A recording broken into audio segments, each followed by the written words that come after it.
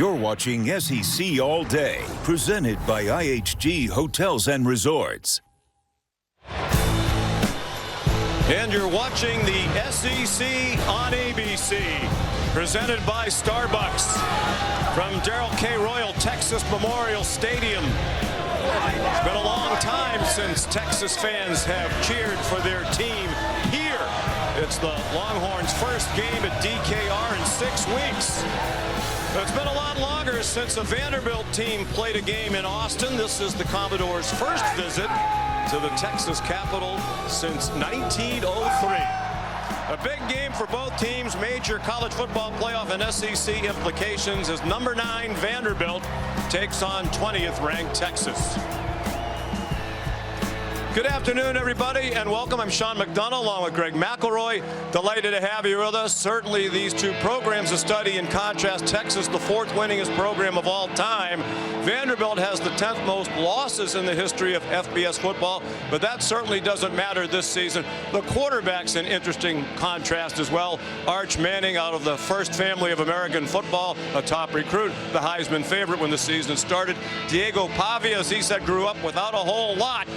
A long road for him to get here, and right now he's in better shape, both as a team and in the Heisman race. Well, with Arch Manning, though, it was tough early. I mean, the first 3 games were a challenge, and after the bye week, we saw growth, we saw progress, and it culminated with his best quarter as a starter last week on the road against Mississippi State. This staff feels like the adversity he faced earlier in the season will benefit him long term, and he can pick up some of the momentum created in the 4th quarter down the stretch last week. It's for Diego Pavia. He's always been doubted, but he always makes plays. He's a young man that will never quit on a play. He'll never quit on a snap, and he makes it very difficult on every defense he plays to defend him for 60 minutes. But he's got to be smart against this Texas defense. This coach Clark Lee says he's the best player in the country. Steve Sarkisian leads the Horns onto the field. They might have needed a map to find DKR today. They're happy to be home. Down on the field, here's Molly McGrath. Well, Sean, Vanderbilt quarterback Diego Pavia really embracing the differences between these two programs, telling us this is a duel of opposites. They are the 5-star players who want for nothing, and we are the 0-stars who no one wanted. And Pavia really uses that doubt as fuel. And if you look in his locker, you'll know why. He has this preseason ranking of SEC quarterbacks taped up in his locker, looks at it every day, and you'll notice the preseason favorite for the Heisman, Arch Manning, near the top of that list, Pavia at the very bottom. And he told us this game an opportunity to prove everyone wrong, Sean. ESPN's presentation of college football on ABC will return after this message and a word from our ABC stations.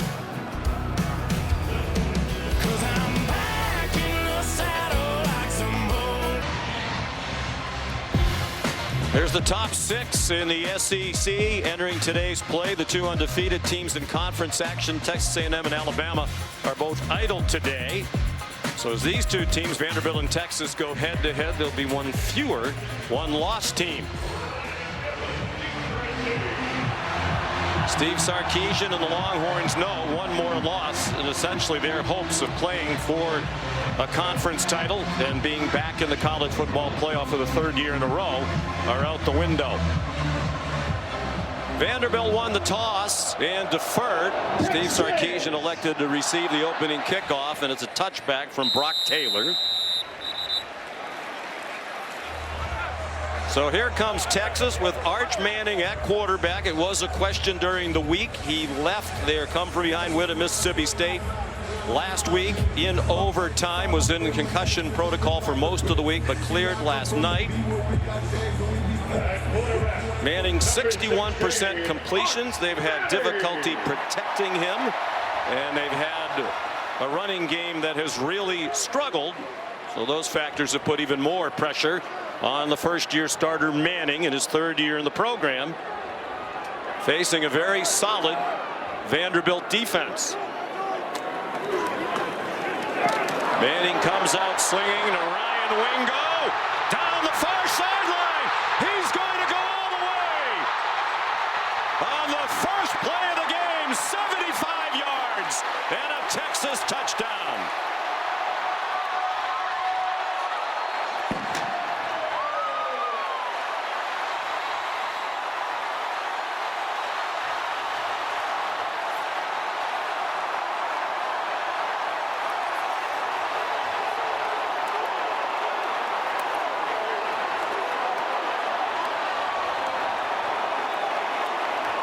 Shades of last week when Wingo had a huge play on the first possession of the game for Texas on his way to a career high 184 yards receiving.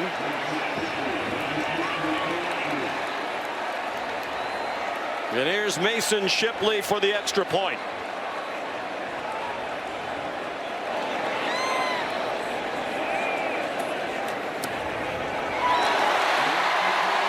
And it's 7-0. It's a great job by Arch Manning recognizing the pressure that's coming off the edge. It's also a terrific job on the outside, the way it's blocked. And then all Wingo has to do is beat Patterson, the linebacker, who's working from inside out. He makes a miss, and he's out the gate. Hurd takes a poor angle, and nobody's going to catch him. Just an outstanding start for the Longhorns.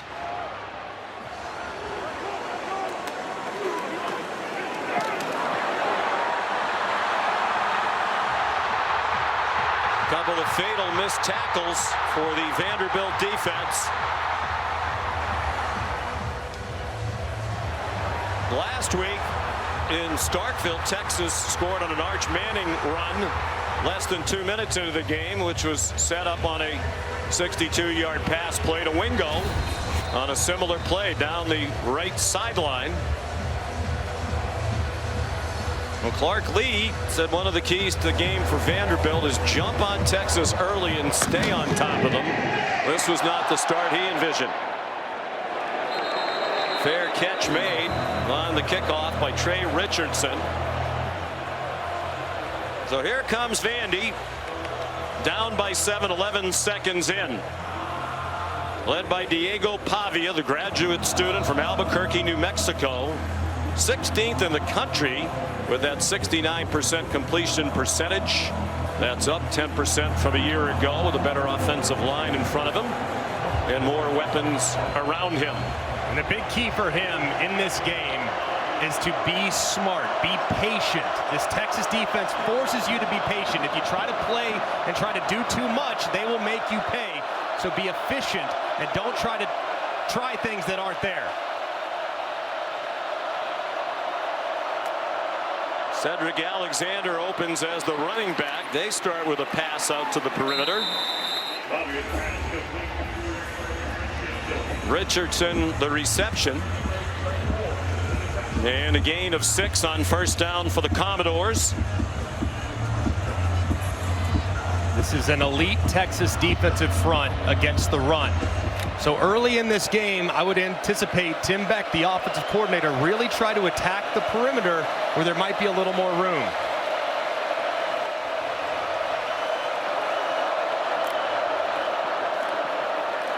Alexander again stacked up short of the first down.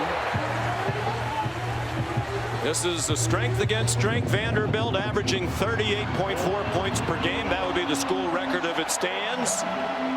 And Texas giving up only 14.6 per game, 10th best in the country, despite the fact that Mississippi State scored 38 against them in Starkville last week.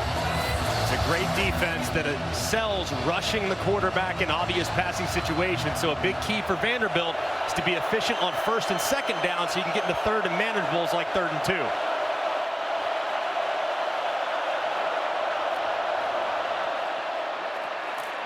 Alexander powers ahead for the first down. It's a homecoming for the young man they call Seti. He's from Austin.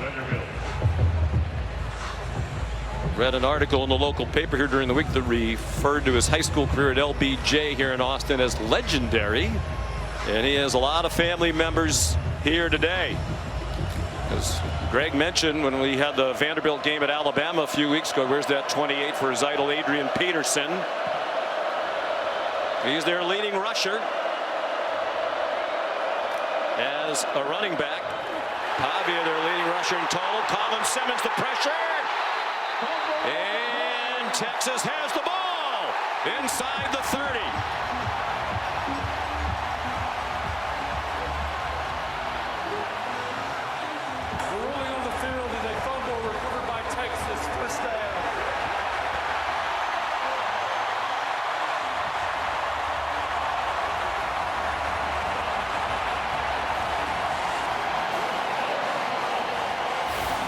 And a great job by Colin Simmons at the end of the line of scrimmage. He's watching in the backfield the whole way, and the mesh happens so quickly. The read from Pavia happens so fast that he can't quite get it up into the belly.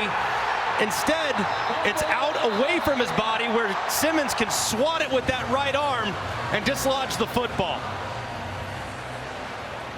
Simmons came up with the football as well. Sophomore from Dallas. And an awful start for Vanderbilt. Texas a touchdown on its first play. And Vandy a turnover on its first possession. And the Horns in business at the Commodores 29. It's a flea flicker. Ryan Niblett. Taken down at the 16 by Marlon Sewell. I'm not sure what you call that play. It had a lot of stuff going on for a 13-yard pickup. Just a little jet sweep, reverse flea flicker, throwback screen. You know, it's no big deal. A little wordy, but well executed. And actually looked like Niblett was going to score based on the initial reception and where all the Vanderbilt players were. So good pursuit to actually drop him instead of allowing the touchdown. Steve Sarkisian said his offense gained a lot of confidence from the come-from-behind win last week. They had their best week of practice offensively. And right on cue, a slip. And Travion Wisner with Brandon Fontenette there. Now they're going to call it an incomplete pass. On the field is an incomplete pass. Second down. Wisner, an excellent receiver. They have not had good health at the running back position. Both Wisner and C.J. Baxter have been battling hamstring injuries all year. Sarkisian is the play caller.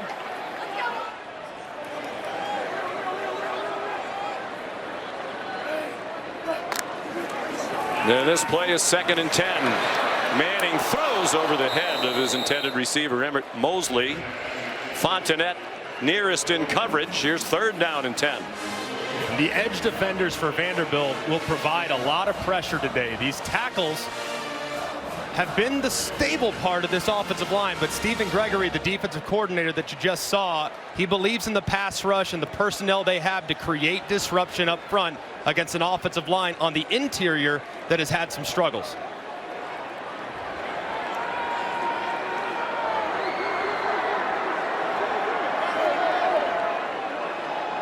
They've not been good on 3rd down, just 39%. Big part of the problem, 3rd and long, and here's another one of those. They faced the most in the SEC. 3rd down and 7+.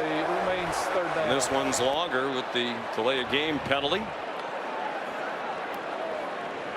Steve Sarkisian emphasized in our meeting yesterday how this defensive staff does a great job of creating NFL looks for the offense, which means they feature personnel. They have players that are specialists at certain aspects of the game, on 3rd down, in coverage, in the slot, in the pass rush against certain matchups.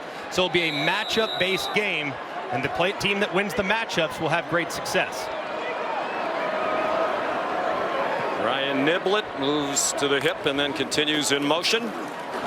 Manning faked it to him. He's under duress, throws back across the middle dangerously in the direction of Mosley, and it falls incomplete.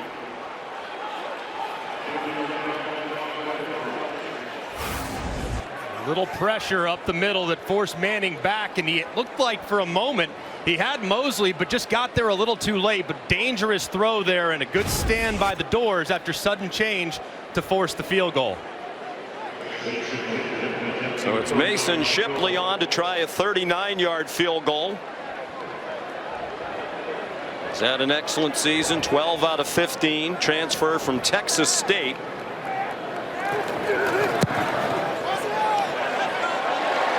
And that one is good inside the right upright. Great start for Texas. Steve Sarkisian thought his team would play better on offense today. They scored on their first play from scrimmage.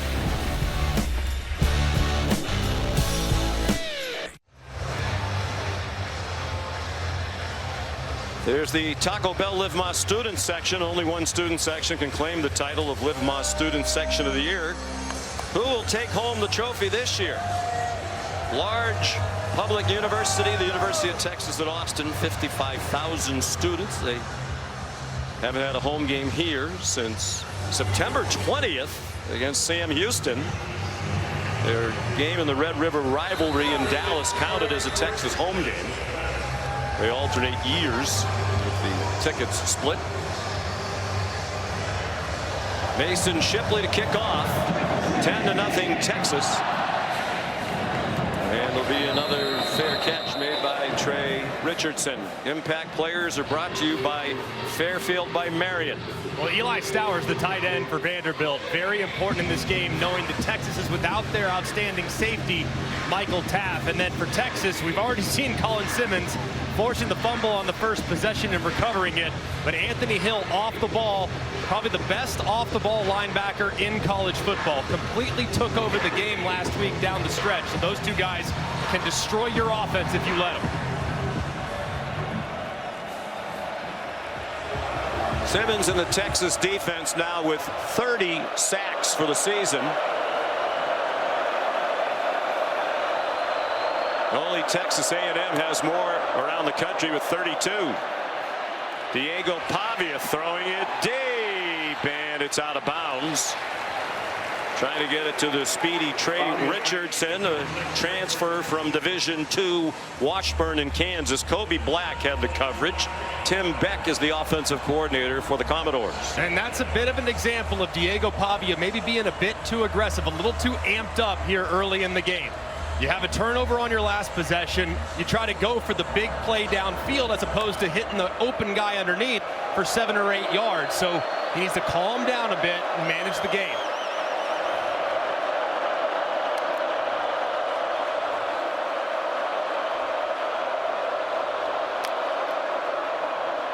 Short set, plenty of time, takes off running with some room, and a first down. Jelani McDonald made the tackle for a Texas defense playing without their outstanding safety Michael Taft today, sidelined after thumb surgery. And a great job here by Diego Pavia. Nothing's there in the quick game. It's well defended by Texas's secondary, so he takes off. A huge point of emphasis for Texas's defensive line is you have to be aware of where Diego Pavia is throughout the entire game.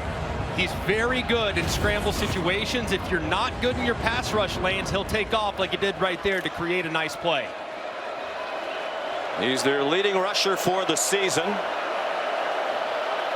Now with 462 yards. A lot of that on the scramble. There's a flag down at the line of scrimmage. Pavia weaving through the traffic. Jump pass. He might have been across the line of scrimmage. It's caught by Cedric Alexander. He's inside the 30 of Texas. There is a flag down back at the line of scrimmage. Xavier Filsamy made the tackle. And this is going to be very frustrating for Vanderbilt's offense. Looked like an illegal formation that might wipe out a big play. And they've already brought the ball back. It's definitely against Clark Lee's team. Penalties have been an issue. There are 2 fouls on the play, both by the offense. Illegal formation on the offense, more than 4 in the backfield. That penalty will be declined. Illegal forward pass on the offense, number 2. The passer was beyond the line of scrimmage when he threw the pass. That's a 5-yard penalty from the spot of the pass. It is a loss of down, second down. They had 8 penalties last week against Missouri. 6 of them were on the offense. They were fortunate to win that game against the Tigers. They were outgained by 111 yards. Missouri had more than 36 minutes time of possession. Usually Vandy tries to control the clock. But they beat Missouri 17-10. Survived the last play Hail Mary that came up just short of the goal line. And another stoppage, this time before the snap. Officials timeout to verify the spot. Lee Hedrick is the referee. If you look back at the penalties against Missouri, too, a lot of them were along the offensive line. They called it their sloppiest performance of the year, and that's the group that sets the tone. Correctly enforced from the spot of the foul. It is second down. And if you look at it, they wiped out massive plays and wiped out a touchdown run from Diego Pavia. Several were in plus territory and scoring opportunities that wiped out opportunities. So very important to play smart and disciplined along the offensive line for Vandy's offense. Same 5 have started every game up front for Coach Lee. Matter of fact, that fivesome played every snap on offense. There weren't a lot of them last week because of Missouri's ball control. They played 45 snaps. Now wide it goes. McKylan Young up and over, but with a first down across midfield.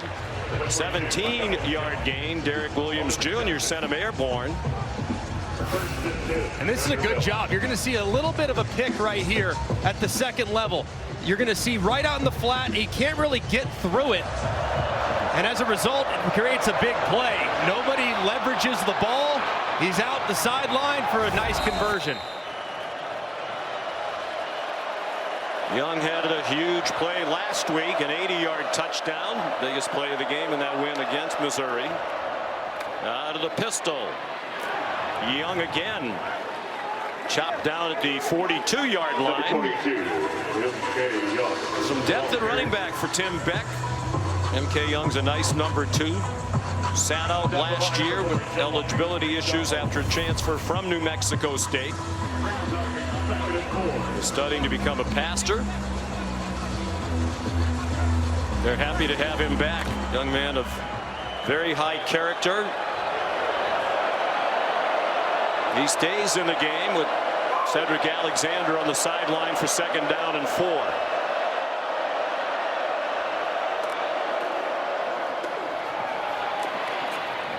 Young again, knocked down just shy of the line to gain, about a yard short of it, by Anthony Smith. What makes this offense so difficult to defend for Tim Beck is they create hesitation defensively. They have jet sweeps and motions, and they adjust the strength of the formation with pre-snap shifts. Plus, you always got to account for the quarterback run. So all the movement and eye violations that can be created are very tough on the defense.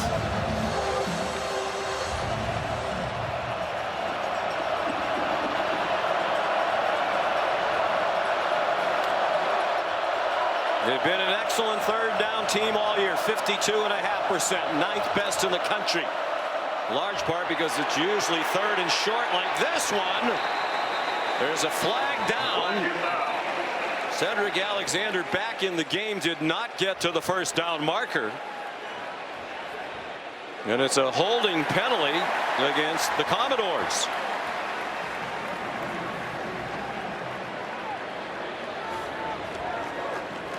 Holding on the offense, number 53. 15-yard penalty will be enforced from the previous spot. 3rd down. Another penalty on the offensive line. This is on Jordan White, one of the transfers who's enhanced that offensive line over from Liberty. And you're going to see as he pulls around to the left side, he engages with Colin Simmons. As Colin Simmons has plenty of room, and that left arm grabs the shoulder and turns the defender inside. So a good call. From 3rd and 1 to 3rd and 11.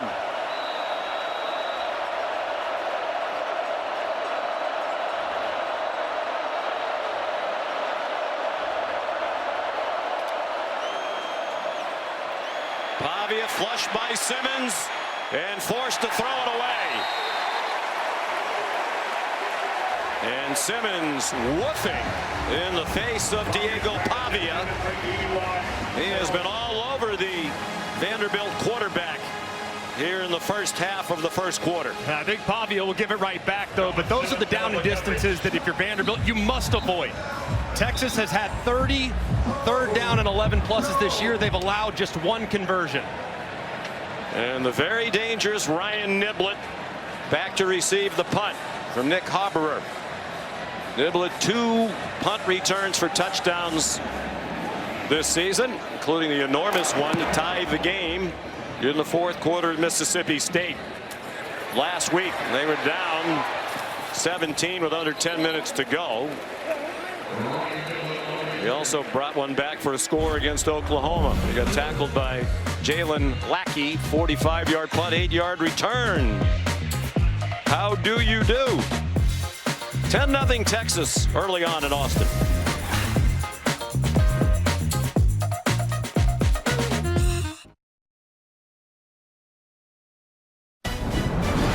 ABC College Football is presented by the Starbucks Coffee Company and in part by T-Mobile 5G Home Internet. Texas off to a 10-0 start, their first game here at DKR since September 20th. Mostly sunny day, temperature in the low 60s. It'll get up to the low 70s. They're 22-1 when scoring first since the start of the 2023 season. The only loss was in the SEC title game to Georgia at the end of last season. Texas went on to the college football playoff, the only team that's been in the college football playoff each of the last 2 years.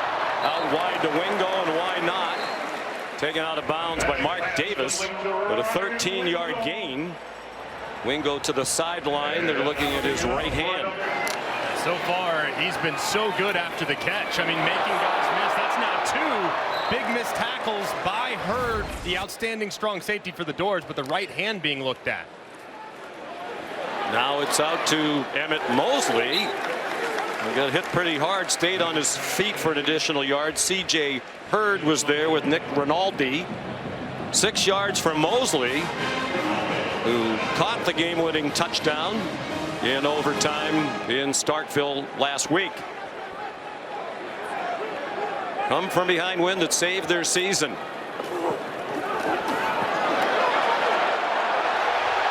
Wisner escaped C.J. Hurd behind the line of scrimmage. They had a chance to drop it for a loss. Instead, it goes to the 50-yard line for a 13-yard gain and a first down. That's now 3 missed tackles by Hurd, who's been so good all season in the back end for Vandy, but everything right now for Texas is going, and all of it is outside the tackles. It's all on the perimeter, attacking the Vanderbilt secondary outside, where they have had some vulnerabilities this year.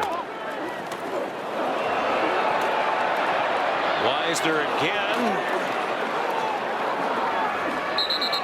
Still fighting, and finally the whistle sounds. It'll give them a mark just inside the 48. They certainly think the running game can be better. Wisner rushed for more than 1,000 yards last year, but he's missed 3 games this year with a hamstring. C.J. Baxter returned last week at Mississippi State after missing the previous 4, also with a hamstring.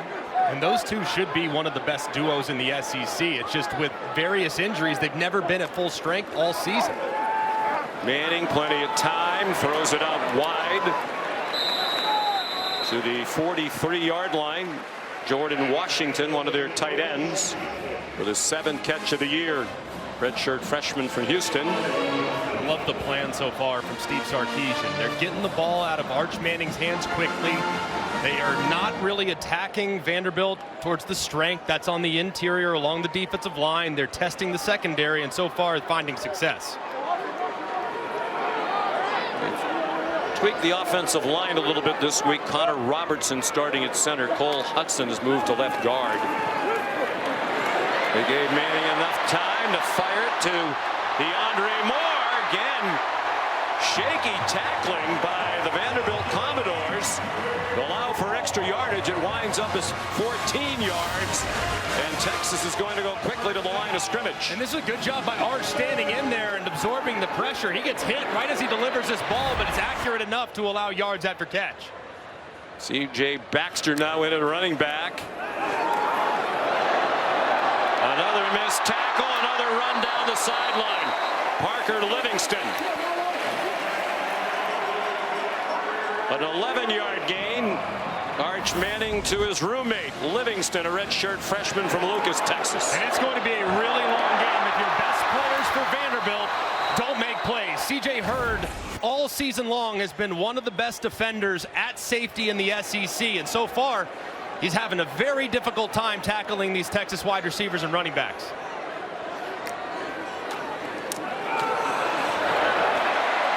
Baxter again, swung down shy of the 10 by Marlon Sewell. A 7-yard run and everything clicking here in the first quarter for the Longhorns. That offensive line, they've made some tweaks. They slide the center, Cole Hudson, out to left guard. The center now, Connor Robertson, stepping in. They feel like they've solidified the interior. Now the offensive line can lean in the run game as they get close to the goal line. Baxter, some good push by that offensive line. And another first down. Nick Brooks, the talented true freshman, had been starting at left guard. They think he's going to be an outstanding player. But now with Hudson at left guard, a little more experience in the middle of that offensive line. Kyle Flood, who coaches the O-line, thinks the tackles have been solid all season long. And with the young player at any position, you're going to have high highs and low lows. So while with Brooks in the lineup, you might have a higher ceiling, your floor is a lot higher with Hudson at guard and Robertson at center. Manning, lots of running room should he decide to do it. Waits for somebody to get open, and it's a touchdown. C.J. Baxter.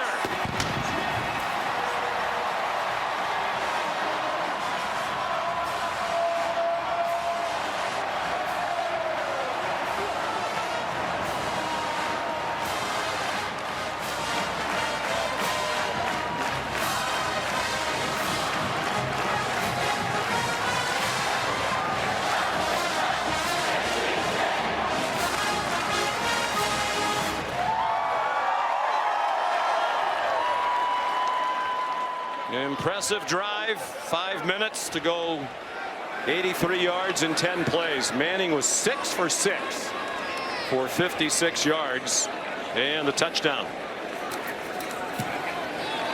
First touchdown of the year for C.J. Baxter. The extra point good by Mason Shipley. This is where Arch Manning has grown the most. Poise and patience. Takes his time, threatens the line of scrimmage, keeps his eyes downfield, and finds Baxter on the scramble drill. And what a start for the Longhorns.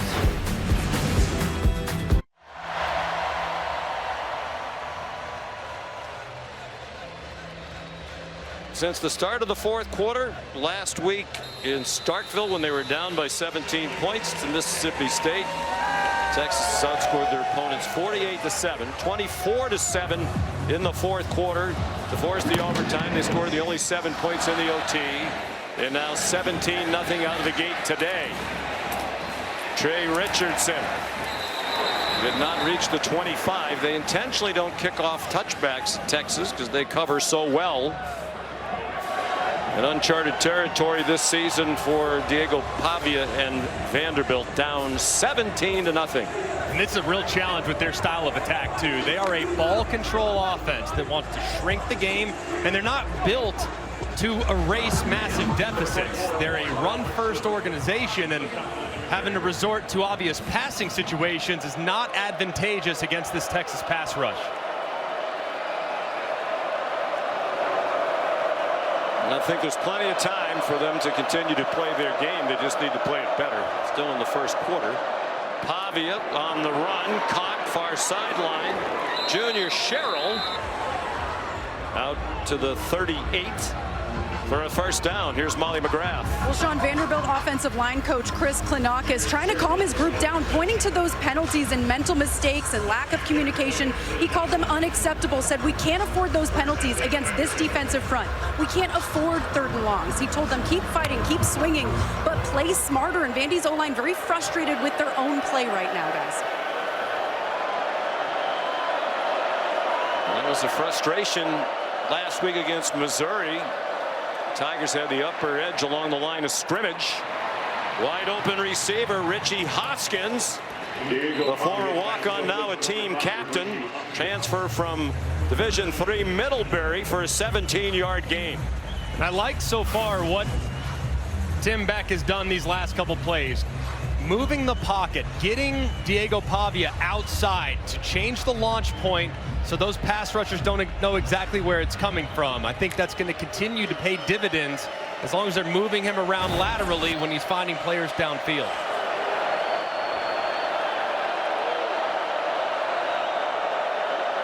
Gain of 22 on the completion to Hoskins.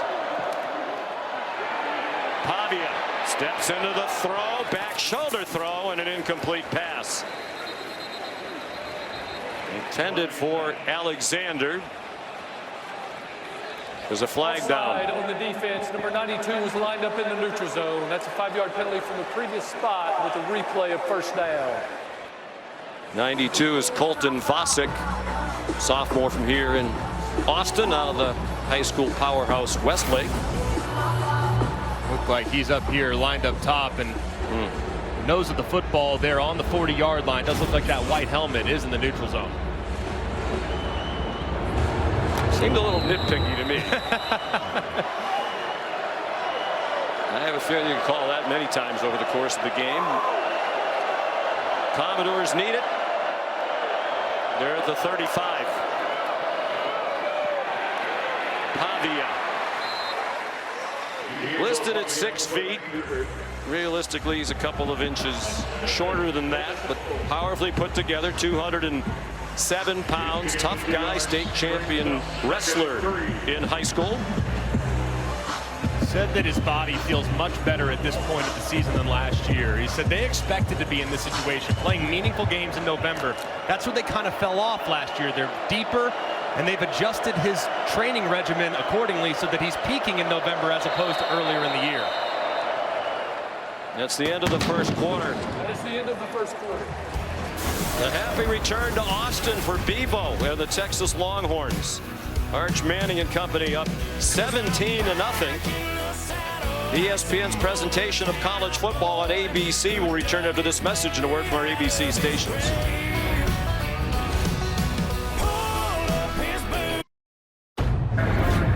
Back here in Austin, Texas, Vanderbilt down 17-0. Coach Lee, what does your offense need to do to get some points on the board here?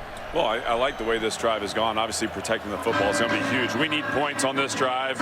I mean, there's not a lot to like about that first quarter in all three phases. So we need to kind of hit the reset button here and just play our game. I mean, tackle better on defense, obviously, and offensively protect the ball. We got time. We'll be okay, but it's important we finish with some points here. Thank you, Coach. Thanks. Well, he's not going to like the way the second quarter began. M.K. Young dropped for a loss by the two stars of that defense, Colin Simmons and Anthony Hill. Loss of 4. Possible 4-down territory here for Vanderbilt, so you don't have to drop back and throw it. If you like the run numbers, you can do that, but everything they do in the run game needs to be faster hitting. It can't be slower developing like that play. Texas too athletic up front. They'll drop you for a loss. Alexander gets sent in motion wide to the left. Pavia, quick strike for a first down. Beautiful throw to Junior Sherrill for an 11-yard gain to the 25-yard line. And this was nice, too, because it looked like Anthony Hill, number 0, might get out underneath that slant, but because of the quickness that Pavia is able to get the ball out with, he beats the defender with an accurate throw. Sherrill had a good game last year against Texas in Nashville. A 3-point Longhorn win, but Sherrill had 5 catches and a touchdown against the Horns. Alexander trying to turn the corner and did not get back to the line of scrimmage. Well played on the corner by Jalen Gilbo, senior veteran corner. Today's his 26th career start. And Tim Beck acknowledged that it's going to be hard to run on this front. We're going to have to stay patient in the run game. And while they're going to win some and we're going to be behind the sticks from time or two, you got to stay patient. So don't abandon it just yet. But things need to happen faster in the run game than they have so far.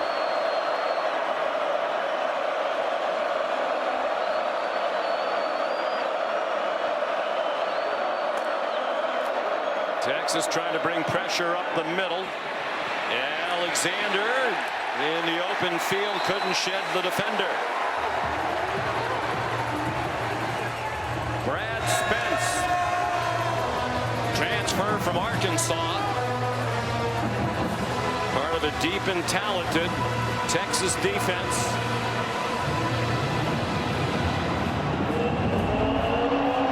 Third down and 10. Sarkisian wants more from the home crowd of nearly 100,000. And a very difficult down and distance here for Diego Pavia. You cannot take a sack and knock it out of field goal range, so the ball has to come out, knowing that Colin Simmons is going to be working against your left tackle. Kylan Young, the running back. He stays in the block with pressure coming from the corner. Pavia could not escape. If he had managed to get away from Trey Moore, he had a lot of running room. But Moore made a huge tackle, and Clark Lee sends the field goal team on. It's a great job by Moore on the end of the line of scrimmage. Watch how quickly he gets upfield and then immediately reverts back as Pavia starts to break contain. Feels the pressure off the left-hand side. The pocket collapses, but there's Moore, who's retreating to drop him for the stop. Here's Brock Taylor, who's 7 for 7 this year. He's made 18 in a row. This is from 44. That's a gimme. Even you would have given him that one. And they're on the board. Clark Lee said they needed points on the drive. They get them. Not the 7 they had hoped for. You're watching SEC All Day, presented by IHG Hotels and Resorts.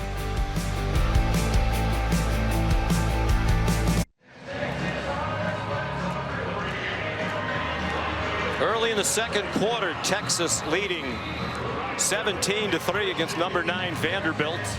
Fourth ranked versus ranked game of the season for the Commodores. They had played 9 in their entire football program history of 136 years prior to this year. A short kick fielded by Nick Townsend. Today's Unstoppable Performance is brought to you by Ram Trucks, and so far it's the missed tackles for Vanderbilt. Their defenders are in decent position from time to time.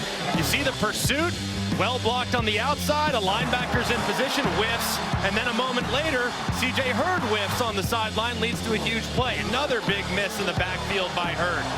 The big plays that are being created right now after the catch because of missed tackles have got to stop for this Vanderbilt defense. Could you deem that the unstoppable performance because they have not been making any stops? Usually it's the offense is unstoppable. Yes, unstoppable. Correct. With help from the defense today. Another swing pass. They've used that. Great success, not just today, but throughout the Sarkisian era. It's one of the hallmarks of his offense. 3-yard completion to Weisner with a flag down. Commodores were offside.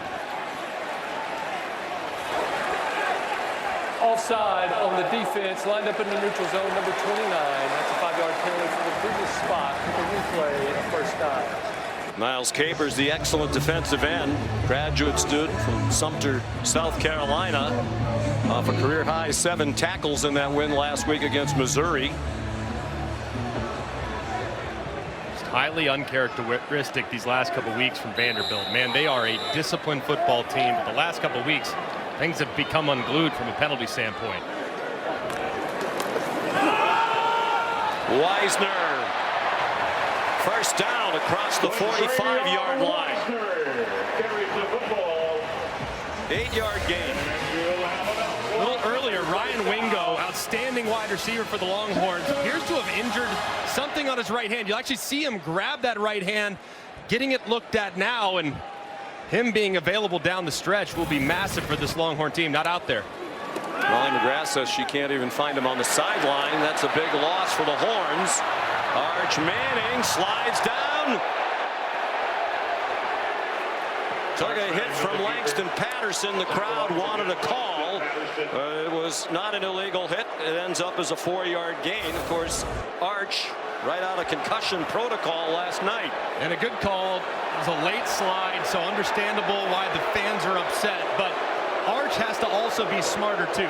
Initiate that slide just a touch earlier to avoid that contact, especially on first down. That's what his coaches have been trying to coach him on all week long. Well, it's hard. He's such a competitor. Here comes a blitz. They have a screen set up against it. Weisner down the sideline. Upended after he picked up the first down to the Vanderbilt 34-yard line. And this is such a good job by Steve Sarkisian. Look at all the Vanderbilt defenders. They all end up working a little bit this way. And there comes the screen out to the right-hand side. Look at all those white jerseys stepping in between the hashes, and then there's nobody home outside the numbers. Weisner, very good receiver. Had 16 catches on the year in his limited playing time prior to today.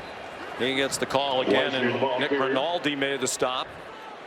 Senior from Dover, Massachusetts, beautiful suburbs of Boston. Rinaldi is so disruptive on third down, but here with the play so far from the linebackers and some of the missed tackles we've seen, they're getting that next group in a little bit earlier. Rinaldi's usually a specialist with the pass rush. Good cut by Weisner, and then a tough end of the run. Got more than it seemed he would. Texas 17 points in the first quarter.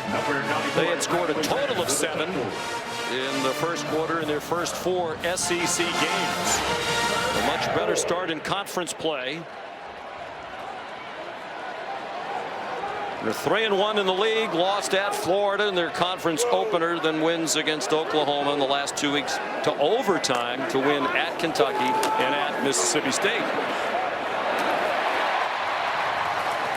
Emmett Mosley, the Stanford transfer, with another first down on another well-thrown ball by Arch Manning. And this is well done. When you motion a defender, it usually softens up the defender. Look at the motion outside. Look how soft it creates to the outside. And it's an easy throw for Arch. And you fake the throw out wide, then he decided to go ahead and throw it to Dalen McCutcheon. And he's out of bounds inside the 5 at the 4. And now he's doubled over in pain. His left hand dangling. This is the 5th catch of the year for the true freshman, Dalen McCutcheon. 14 yards. He's likely out there because Wingo isn't, so they're losing bodies at the wide receiver position. 1st and goal. Weisner, blockers out in front, touchdown.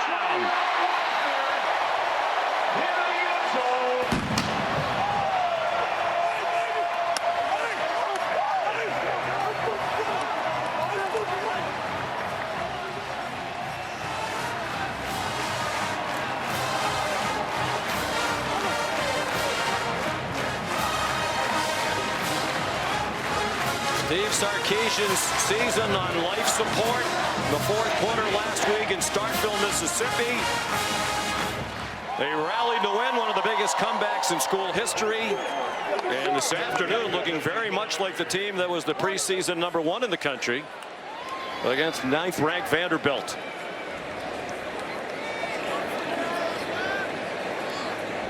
Mason Shipley.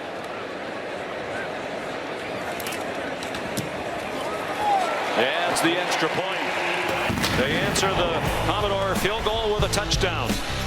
And this time it's Quintravian Weisner, perfectly blocked up front. Somersaults over the goal line, and a dream start offensively for the Horns.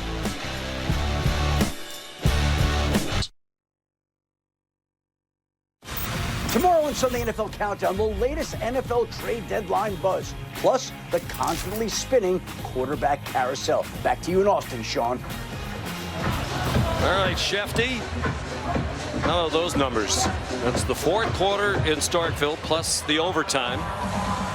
And the first quarter and a half today. An offense sputtering has come to life. And then some. Mason Shipley will kick off again. Largest deficit of the season now for Vanderbilt. He's 17 points down earlier in this game, is already the biggest deficit they had faced. They were down by 16 in their only loss at Alabama. That was the final margin of that game. Another touchback, and here's Molly. Well, Sean, Texas already short a safety with Michael Taff out, and during that last drive on defense, Jelani McDonald was guided back to the locker room by athletic training staff. They were holding him up by his shoulder pads and took his helmet away. I'll keep you updated as I know more, but Texas does not supply injury information, but they have quite the injuries piling up on this sideline, guys. Already without Michael Taff, who was Pete Kwiatkowski's leading tackler prior to last week, when he did not play against Mississippi State, had surgery on that thumb. He practiced this week. He was questionable until last night, and not in there today. They haven't needed him so far. 7 minutes to go in the half. A lot of work for Pavia and the Commodores to do. It starts with a 15-yard play to Trey Richardson. Kobe Black on the tackle for the Texas defense. I think this drive, not just to get points, but to give their defense a time to, on the sideline, to just collect themselves a bit. So far, the defense has no answers for what Texas is presenting to them. So this drive, massive, not just to close the gap, but also to allow time to burn some chalk on the sideline.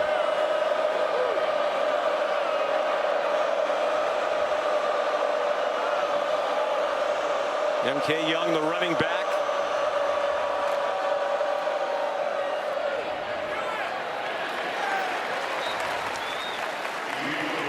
Pavia ahead for 2. Clark Lee's team now number 9 in the country. His first 3 years, 9-27, 14-7 since. But Diego Pavia, quarterback, the number 9 ranking, their highest since 1937 when they were number 7. That was just the second year of the AP poll. 7-1 for the first time since 1941. 3 wins already this year against ranked teams, most in a single season in program history. But obviously not going well today in Austin. Pavia had some time, ran out of it, takes the check down. Young swung across the sideline by Grayson Littleton, the true freshman 4-star recruit out of Wiregrass Ranch High School in the Tampa area. Stopped that play for a 6-yard gain. 3rd down and 2. Given the way things have gone so far for Vanderbilt, I don't love to be thinking this way this early, but it's almost maybe 4-down territory even from this down and distance on your side of the 50. So you can't get it. You might have another one if you're Tim Beck.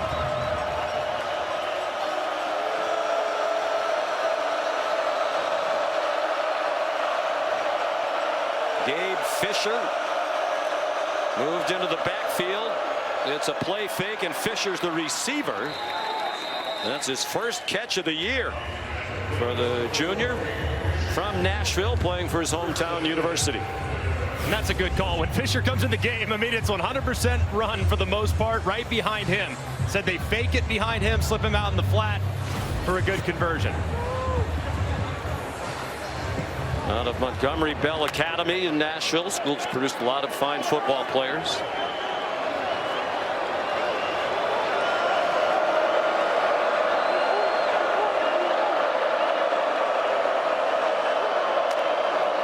Alexander back in at running back. He went into the right flat. He's covered. Pavia throws it away. He knows Colin Simmons very well by now.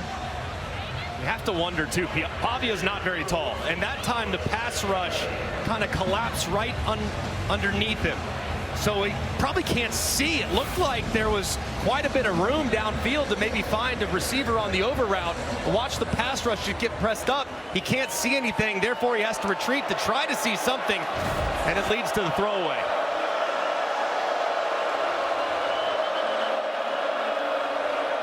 Nearing 4 minutes to go in the half. Full complement of 3 timeouts for each team. Design rollout away from that pressure for Pavia. Good run after the catch. Eli Stowers, the excellent tight end, and Pavia's roommate with a 16-yard completion and a first down. And I love this design. You have 2 options. You could throw the little RPO to the left, or you could throw the shovel pass underneath, or Diego Pavia can actually keep it himself. It's very much like a triple option. You can have quarterback run, pitch it underneath. That's basically the fullback dive, and then Stowers becomes the pitch man outside.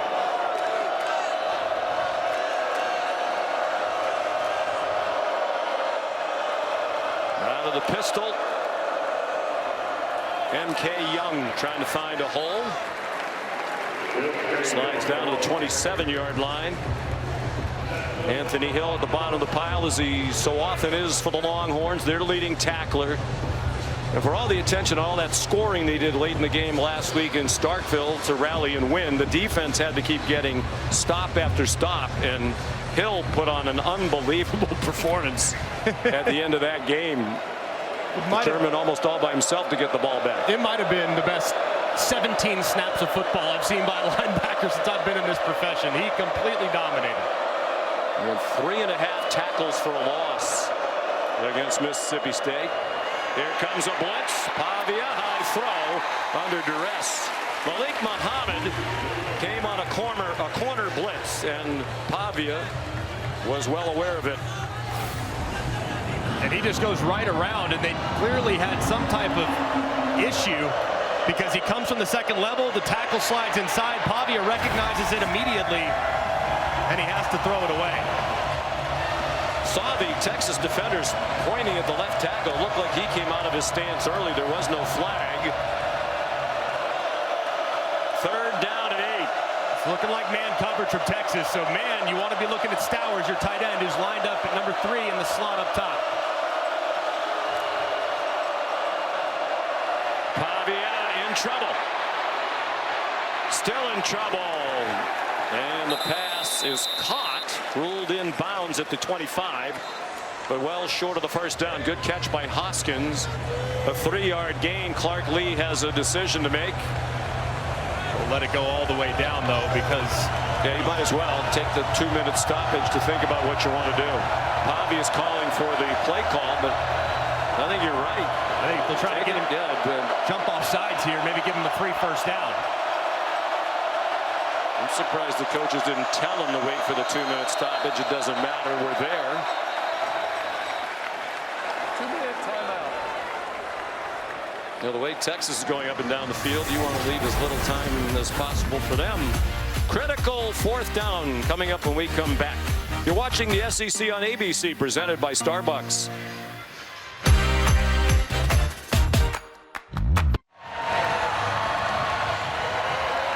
You're watching the SEC on ABC, and as we welcome you back to Austin with Texas leading 24-3 with 2 minutes to go in the half. Vanderbilt is going for it on 4th and 4. Against a Texas defense that's been tremendous on 4th down. Best in the conference, 4th best in the country. Motion Stowers down and work him. Pavia. Caught. First down. It is Stowers. One of the best tight ends in America. 7-yard gain from his buddy Pavia, who was also Stowers' teammate at New Mexico State. And this is good design. You motion Stowers down, get him to kind of run in the vapor trail of the guy that's at the point, so you create a bit of a stack. It makes it very difficult for Williams, the safety, to get through that traffic. It's an easy pitch and catch. Touchdown here would be enormous for Pavia and the Doors. They will get the ball first to begin the second half. All kinds of trickery. They're not fooled. And Pavia's taken down again. Anthony Hill this time. The 3rd Texas sack. And this is impossible here. You have one of the best linebackers in America working against a pulling guard who's all of a sudden becomes your right tackle. Everything right now for Vanderbilt is taking too long. This is too athletic of a defensive front 7. So the misdirection, slow playing it is not going to work against a group that can just overwhelm your front.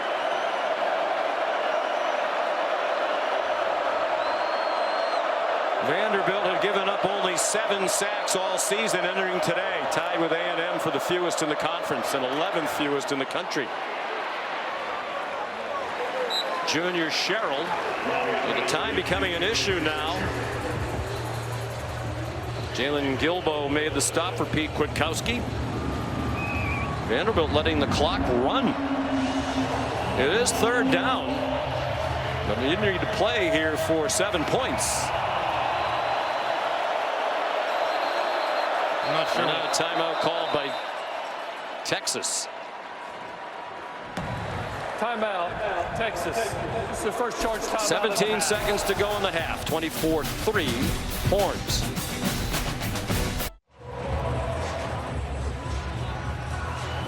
Stay tuned for the Capital One halftime report. Kevin Negandhi and Joey Galloway standing by. Ohio State hosting Penn State today.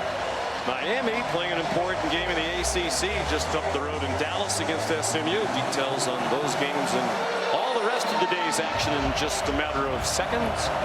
17 left in the half. 3rd down and 10 for Diego Pavia and Vanderbilt. In dire need of 7. They don't do anything here. Probably looking at another field goal try.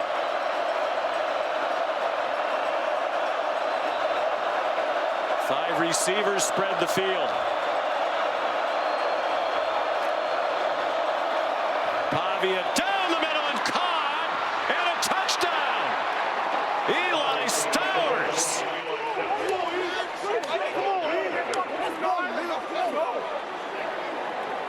What a drive by the Commodores. 75 yards in just under 7 minutes. And an 18-yard touchdown. Pavia to his great friend Stowers on the 13th play of the drive.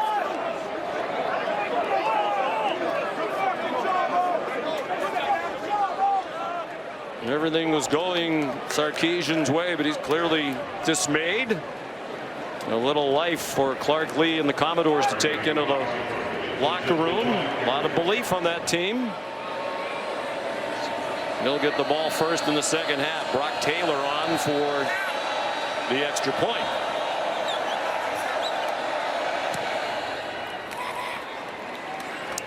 And all of a sudden, it's gotten very quiet for the crowd of 100,000 plus here in Austin. And this is just really poorly lined up initially. If you look at T'Anthony Smith, he's shaded to the two-man side, which look at all the space you have between him and the next closest underneath defender. I mean, Stowers can work right up the middle. Pavia does a good job of acknowledging how much space there is, gets it out really quickly, hits Stowers, who does a great job after the catch. That was just poor alignment in the pre-snap, which is probably a big reason why Sarkisian was so frustrated on the sideline. Talked about the interesting history of these programs of the quarterbacks, and it's quite a past and present that Diego Pavia and Eli Stowers have together. Mentioned Pavia not highly recruited out of high school, had to go to junior college. Stowers, on the other hand, was a four-star quarterback out of Denton Guyer here in Texas. Went to Texas A&M for a couple of years, didn't get on the field. 5 games as a backup quarterback, transferred to New Mexico State. Pavia wound up becoming the quarterback. Stowers became a tight end. They competed against each other. They weren't always that close, but they have become inseparable. And now they combine on a huge touchdown. Stowers might well be a first-round tight end in the next NFL draft. And he's great. He reminds me so much of Evan Ingram from Ole Miss several years ago, and has had a nice career in the NFL. He's not your traditional tight end. He's really kind of a jumbo slot, but he is very effective catching the ball, has great feel for space with his quarterback background, and is very athletic and tough to defend. Deeply religious as well, and he's had a big impact on Diego Pavia in terms of the development of the quarterback's faith. Time for another play for Texas. Going down quickly is Mosley. He's at the 46-yard line. Shipley does have a big leg. He kicked a 60-yarder for Texas State. That was indoors at NRG Stadium in Houston when he kicked for Texas State. They also have enough time for a Hail Mary if they want to try that. After a 15-yard completion, Manning's 10 for his last 10. SEC All Day presented by IHG continues on ABC when we're finished here. Number 5, Georgia and Florida. They renew one of the great rivalries in college football. 45 straight wins against unranked teams for Georgia. And then tonight, a couple of top 18 teams. Number 18 Oklahoma, 14th ranked Tennessee from Knoxville. A great slate of games here in the SEC, like it always is. Just keep it locked in here on ABC all throughout the day. And here, Hail Mary opportunity. Remember last week, Vanderbilt didn't play it well. It was caught by Missouri, so watch for Texas to try to snap. Timeout, Vanderbilt. Probably reminded them, This hey, is their first charge timeout of the half. This will be a 30-second timeout. Timer, please reset the game clock to 3 seconds. 3. For Clark Lee, going to remind them of Hail Mary operation, the chase man, and everybody just knocked the ball down. And I would imagine Texas getting their length on the field. Parker Livingston at 6'4", and as many tall receivers as they can get to go up and win a jump ball. Brian Wingo has returned to their bench area with a obvious right hand injury. He has not returned to the game. Got the last play of the game last week in Nashville. Missouri threw a Hail Mary that was caught about 6 inches short of the goal line. Would have tied the game if they had kicked the extra point. Barkley was not happy with the way his team played that. And you have the history of Vanderbilt. You're not going to apologize for ugly wins. They're all good. Manning might have thrown it too far. He did. Down to the back of the end zone.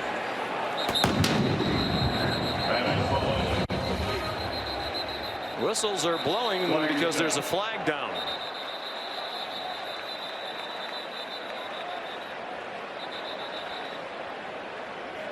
I remember one time I threw a Hail Mary out of the back of the end zone. My offensive coordinator told me, how many minuses can you fit in that box?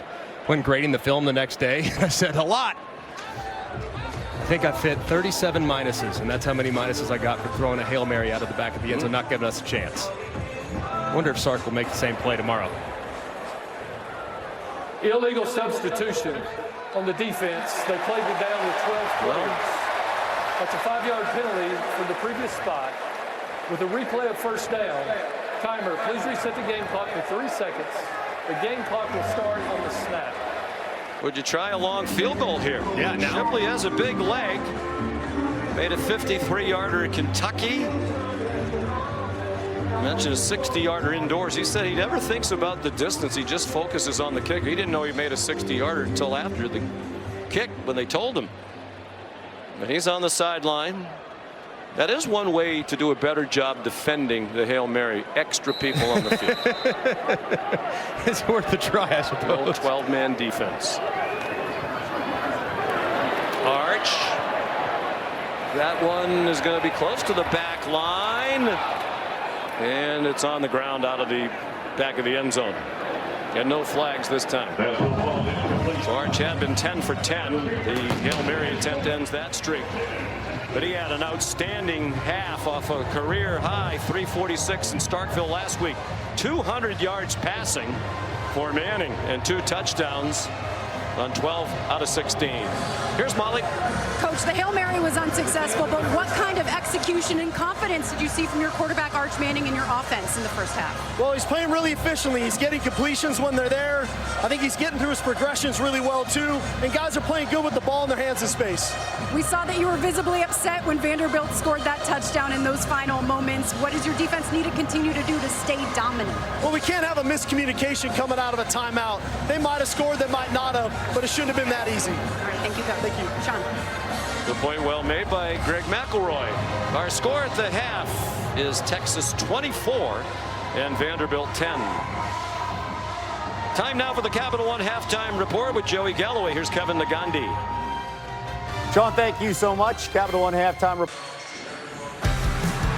You're watching the SEC on ABC, presented by Starbucks. These fans here at DKR needed a little caffeine this morning. An 11 a.m. kickoff. Arch Manning and the Longhorns were ready to go right out of the gate. They scored on their first offensive play, built a 17-0 lead, led 24-3. But Vanderbilt rallied back. Diego Pavia to Eli Stowers very late in the half. 24-10. Vanderbilt will get the ball first to start the second half, and you get the sense it's a very important drive, not just in this game, but for their seasons, for both of these teams. How does Vanderbilt build on what they did at the end of the half? Well, they got to abandon the slow developing offensive play. Right now, they're trying to trick Texas with movement, misdirection, slower developing issues. And Texas saying, we don't care. We are going to attack. We're going to pin our ears back. We're going to run right at Diego Pavia, and we're going to cause disruption. So they have got to make adjustments offensively to become quicker. The operation needs to be faster. Mason Shipley kicks off. Trey Richardson brings it back down the sideline. And they'll have good field position to start this important drive after a 33-yard kickoff return. Let's take a look at who's bringing the heat. Brought to you by Sonic, and it's the Texas defense. I referenced it. They're disregarding all the motion and movement. They're just pinning their ears back and going right at Diego Pavia, and it's forcing Diego Pavia's decision-making to happen much quicker. And then when they try to get too aggressive, they've still been disciplined enough to go back and capture the rush. So very, very important for everything moving forward in this game that Pavia and this Vanderbilt offense get the ball out faster against this pass rush. Manning 200 yards passing. Wingo had the touchdown of the first play, but then left with an injured hand. 3 sacks, the most Pavia's been sacked in a game this season, and matching the most in his 2 years in Nashville. That was a long throw, didn't have a lot on it, still should have been caught by Trey Richardson. Here's Molly. Well, Vanderbilt head coach Clark Lee was really positive at halftime. He said he liked the way that they finished the half offensively. He said we sustained pressures better, and they want to take that momentum, that confidence into this first offensive possession. And he told his quarterback, Diego Pavia, be yourself. He said he's the kind of guy you want on your side down 2 scores. We have the confidence and the playmakers to get back in this. Sean? As Clark Lee said, there are very few players in the country who can take over a game. Pavia has done that. Hard to do against a talented defense like this. Here comes Simmons again. Pavia on target, and the ball comes out. Eli Stowers couldn't hang on, so a couple of passes, both of which could have been caught. Neither one of them was. And this is a well-thrown ball inside. This is one that Stowers needs to bring in. It's tight coverage, but he's got him walled off. And a really good receiving tight end should make that catch for his quarterback. It's such an important drive to begin it with 2 drop passes in a row. And the Doors hope that's not a harbinger of things to come. For Vandy grad Clark Lee. Wow. The bottom of your screen, contact between the receiver and Warren Roberson, the defensive back. On the defense, number 24 with contact. 5-yard penalty. Makes 3rd down. And so what are you doing? Why? I mean, it doesn't make sense. I mean, watch the ball. He tries to jam the receiver, but yes, I mean, a difference in this defense between a 3rd and 10 and a 3rd and 5 is enormous. Now, you can't just pin your ears back and rush the passer with relentless pursuit, because a quarterback run could easily pick up the 1st down. Yeah, you know, you want some contact, but usually after the ball is snapped. So a big penalty on Roberson. Cuts the 3rd down distance in half. Pavia tried to escape and could not. Brad Spence there again for the Longhorn defense. There is a flag down. It's against Vanderbilt. They're going to turn that down. Holding on the offense, number 55. That penalty has been declined. It's 4th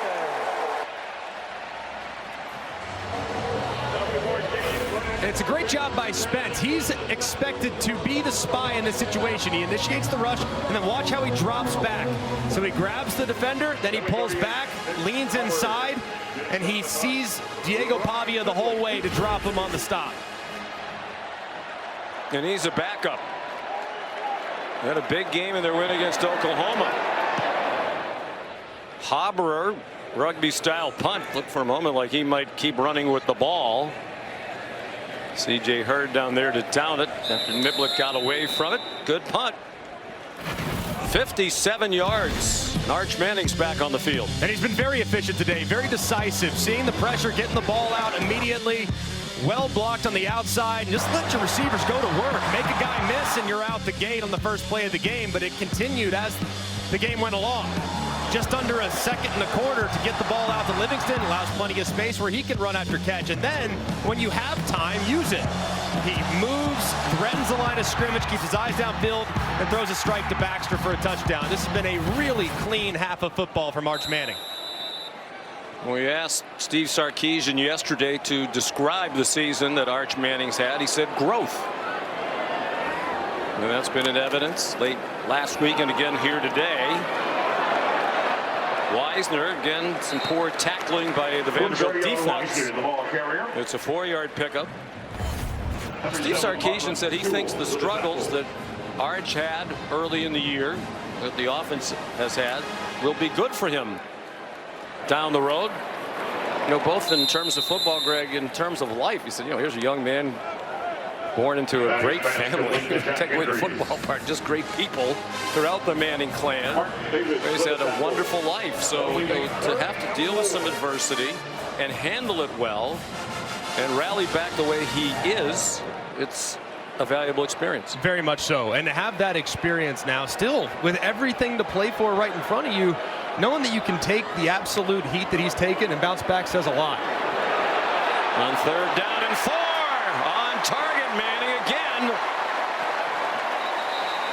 And at Mosley to the 31. That's what they had in mind. What they expected from the start of the year from Manning in this offense. And watch how he scans the field. Starts his eyes to the right, doesn't like it, gets all the way back and finds the receiver breaking free. Better protection than he's been given for a lot of the year as well. Wisner driven back. Running game still not prolific, but they've had their moments today. Steve Sarkisian said if we could just rush for 125 yards, that would make me happy. They are not anywhere near that yet. 54 yards today. And we knew that the path of least resistance against Vanderbilt would be on the outside, to be in the passing game against a secondary that have had some ups and downs, but keeping them honest with the run game is important, especially with a lead closing out the game as well. So the run game's got to get going in the second half. Manning open receiver, Livingston. Step past the marker, 1st down. 10 yards on the completion to Livingston.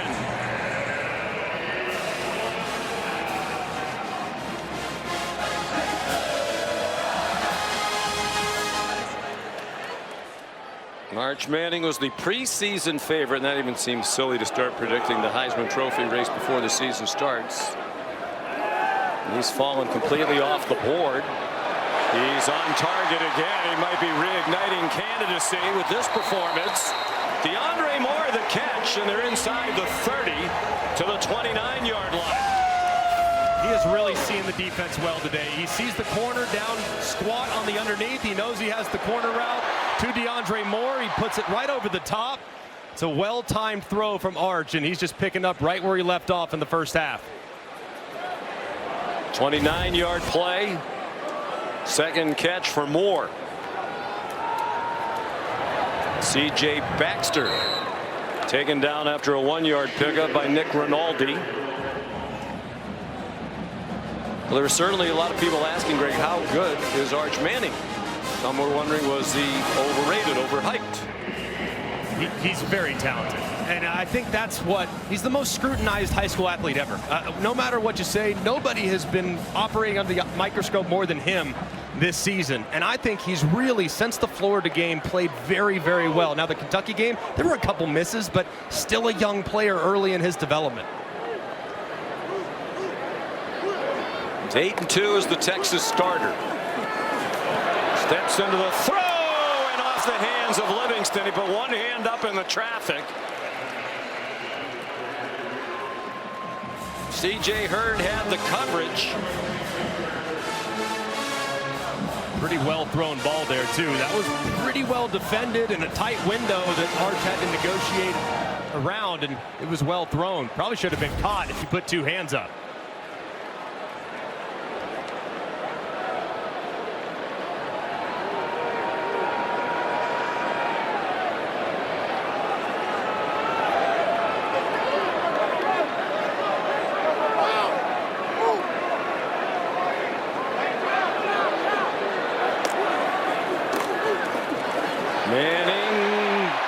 First down.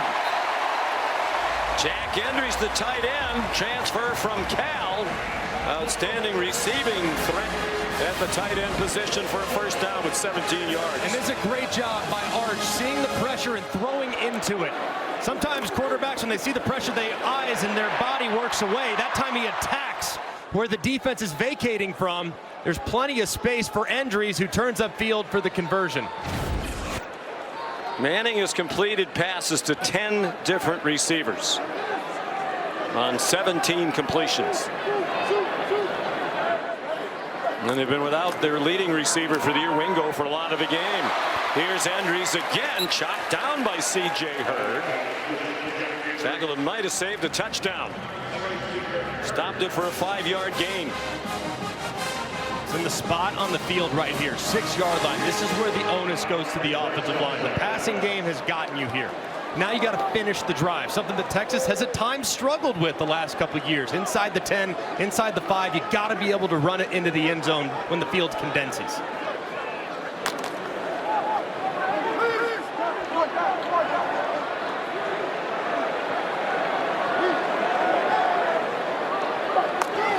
Baxter in at running back. Manning faked it to him. Hit as he throws. Touchdown. Emmett Mosley.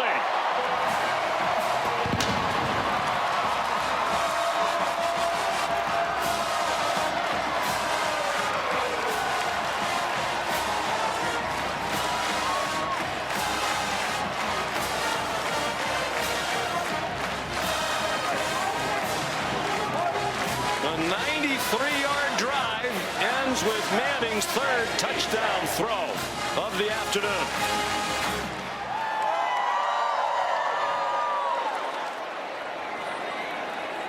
And Arch is up to 287 yards passing with 9:12 to go in the 3rd quarter. Perhaps on his way to another career high. Mason Shipley the extra point. That's the way you take control of the game. You let Vandy climb back in it at the end of half. You force a 3 and out. And their quarterback leads a 93-yard drive in 5 minutes to extend your lead on a perfect throw. And Steve Sarkisian, he's got Arch Manning playing like his uncles after all.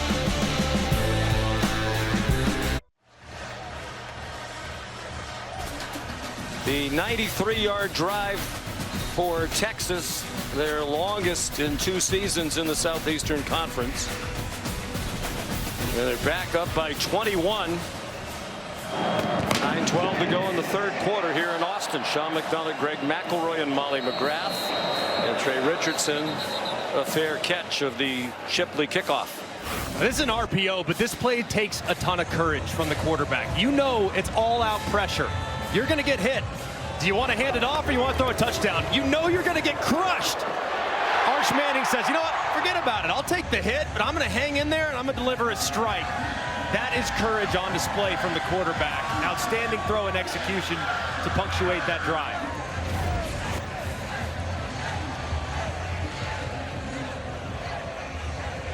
Well, Steve Sarkisian, when talking to us yesterday about Arch, talked about toughness.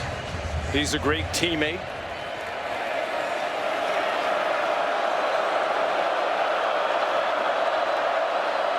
Vanderbilt's 2nd possession. First one started with a couple of drop passes. Cedric Alexander gets 4. Here's Molly. Well, Sean, because of that hit on the touchdown, quarterback Arch Manning was approached by athletic training staff, and he pointed to the side of his neck, tested the mobility of his neck, and said, I'm fine. His right arm is a bit scraped up. He's getting beat up out there, but as you said, Sark said he's a tough guy, but he's definitely feeling it today, Sean. Well, it's back-to-back excellent performances. There's a blitz from deep, and Pavia ran past it. Freshman Grayson Littleton came on a delayed blitz from well in the defensive backfield and basically ran right by Pavia, who wound up gaining 8. Very important for Clark Lee's group to get an answer. I mean, this thing could get out of hand in a hurry if their quarterback doesn't execute at a really high level here. But if you look at how he's played in the past, he cannot play hero ball just yet. He's got to still stay patient because it's still within reach, just a 3-score game. The Vanderbilt team that rushes for 203 yards per game, just 24 today. A flag down at the end of this run by Alexander. Leonga Lafau made the tackle against Texas. Personal foul, face mask on the defense number 18. That 15-yard penalty will be added to the end of the run, and it carries an automatic first down. Looked like Lafau he was getting ready to try to get up in there. He grabs Alexander by the pinky. He must have a strong finger. That was a one-finger face mask. That was the strongest pinky I've ever seen. Leonga, part of a talented linebacker group. He's from Hawaii. Vanderbilt came into today one of just 5 teams in the country in the top 25 in the nation in rushing offense and rushing defense. Coaches always talk about if you can run the ball and stop the run, you have a chance to have a really good team. They haven't been able to run it today against a great Texas rush defense.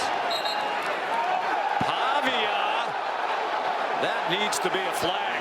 Yeah, there comes a flag now. There might be more than just the one flag, but Xavier Filsaime kept riding Pavia well across the boundary. Like the hit started in bounds, but the way Filsaime finished it, throwing him into the sideline, should result in a 15-yard penalty.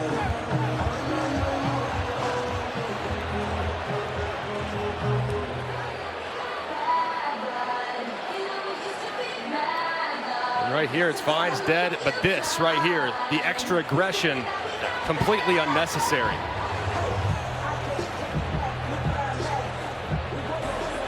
After the play was over, personal foul, unnecessary roughness on the defense number 17. They hit out of bounds.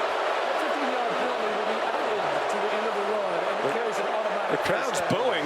I mean, Filsaime tackled him at the concession stand. I think the crowd might be saying it looked like Pavia kind of pulled Filsaime down, and the former state champion wrestler does yank him down. Yeah, it did look like Pavia's right arm did get behind the Texas defender Filsaime, so I can understand a little bit what they saw.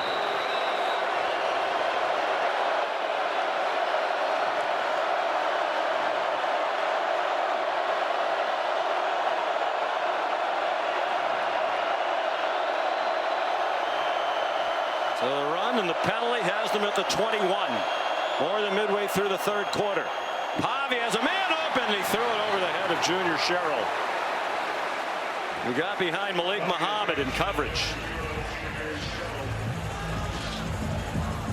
Just a bad miss here by Diego Pavia. I mean, you get a guy open, he's behind the defense, and you throw it out of bounds. I mean, give the guy a chance at the back pylon. When you have a vertical route, that's where you're throwing it. Every quarterback puts a bucket back there, trash can back there. You want to drop it there in that backyard. That time he overthrows him, and it's incomplete. Diego's mom, Antoinette. He has a lot of friends and family here today. This game, the closest he'll play to his hometown of Albuquerque. He told us about 120 people here. Flag down. Mistimed snap hit the motion man, MK Young. A lot going on. None of it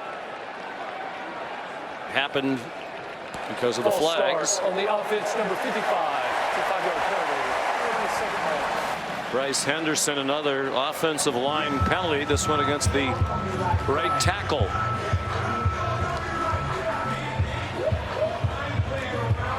Clark Lee said after the subpar performance by his O-line last week against Missouri, we can't win in this league if our offensive line doesn't play at a high level. They were fortunate to win last week, but they haven't played well again today, admittedly against one of the best defenses in the country. Yeah, and that's the group that sets the tone, and especially here in the red area, right on the fringe area of the red zone, that's where they made the mistakes last week, the cost of yards and points. 2nd and 15. 4-man rush. Pavia floated it out to Richie Hoskins. And be nice. The flag was coming if the body slam came, but Anthony Hill placed him back down. Line of scrimmage, the 19. They need the 11 for a first down, probably 2 downs to do it. That's exactly right, Sean. I think it's 4-down territory from this point forward for Vanderbilt. Haven't been able to stop Texas today. Field goals really don't do you much good down by 21. You have a one-on-one there at the top if you want to work your slot receiver. Pavia weaving around. Pavia goes down. Ethan Burke. Pressure from Simmons. That's been a consistent theme all day long. Pavia sacked 5 times, most in his career at Vanderbilt or New Mexico State. And against a pass rush like this, you can't just hold the ball forever. You can't continue to retreat backwards. The tackles are expecting to be no deeper than 9 yards, and when you're at 13, those edge defenders are going to have a huge advantage. Now with 19 yards to go, they will try the field goal. Brock Taylor, and it's been that kind of a day. His streak of 19 straight field goals is over as he misses from 48 yards. And that kind of a day all day. Missed tackles, dropped passes, penalties. And the sack's a huge problem. The O-line subpar again today. It adds up to a 31-10 Texas lead. You're watching SEC All Day. Presented by HG Hotels and Resorts. And now I live it. Ain't it a ABC College Football, presented by Starbucks, is brought to you by Ram Trucks, official sponsor of the College Football Playoff. Nothing stops Ram. For 20 years, All-State celebrated every field goal and extra point made by participating universities. They donate to the university's athletic scholarship fund, supporting all student athletes. Thank you, All-State. DeAndre Moore couldn't handle the pass from Arch Manning. Now 18 for his last 20. There's the information about the field goal nets. It hasn't changed. Missed a chance for some money to Brock Taylor. He hadn't missed one since a year ago, September. More than 13 months, but he missed from 48 yards.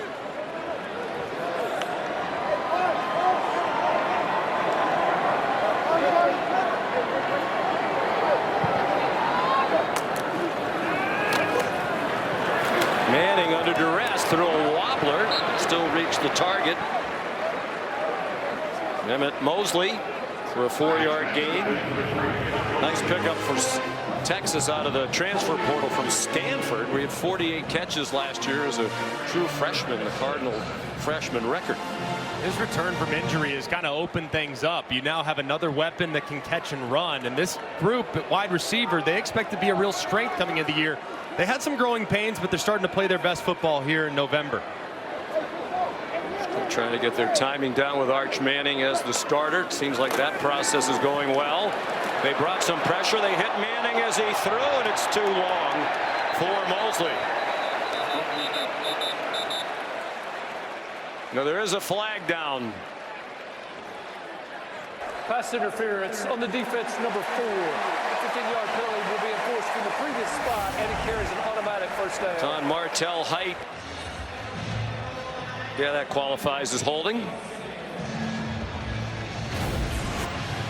Amazing that the protection against an all-out pressure was able to hold up enough to create that double move opportunity, and probably a good penalty, because if you don't grab him, he's out the gate for a touchdown.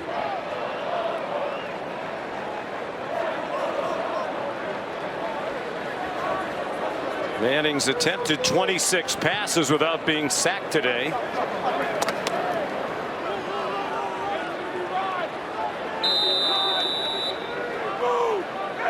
A couple of changes along the offensive line today seem to have worked out well for Sarkisian, Kyle Flood,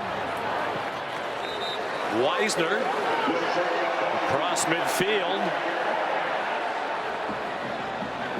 Linus Zunk made the tackle, backup defensive end after a gain of 3. And I think that's really been the more disappointing aspect of this season. People have really overanalyzed Arch Manning. He's a young quarterback that's going to get better with time, but the offensive line has not given him a lot of help. It was best on display against Florida, where they just got pushed around time and time again. You got to give your young quarterback time. They have today. He's responded. Ryan Niblick goes in motion. Weisner, nice cut. First down. C.J. Hurd made the tackle at the 35-yard line of Vanderbilt. And the Horns are on the move again. 13 on that run. And this is the Quatravian Weisner we expected to see this year. He is so sudden. Boom, right there. puts that right foot in the ground and makes that guy miss. He is so tough in the open field, and in short area quickness stuff, man, he's as quick as you'll find in the SEC.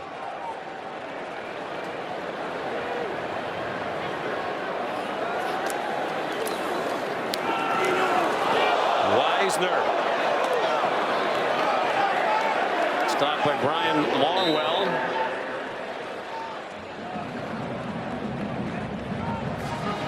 Hasn't been the best day for Steve Gregory's defense. Tone set early with the poor tackling. He just really hasn't been able to manufacture a lot of pressure. I mean, they haven't been able to get home. They haven't been able to affect the quarterback. So it's really the strength of their group is their pass rush and their edges, and those guys have been a non-factor for most of the day. 24th play they'll run in Vandy's half of the field today. Only 18 on their own side of the field. Weisner very close to another first down, about a yard short, as we tick down toward 2.5 minutes to go in the third quarter. Plays like that really show the growth of the quarterback. You have pressure off the left-hand side. He steps up. Remember a moment ago with Diego Pavia, he stepped back. You help your offensive line when you step up. You find a check down, find an outlet, and what would have been a 2nd or 3rd and 10 becomes a 3rd and 1.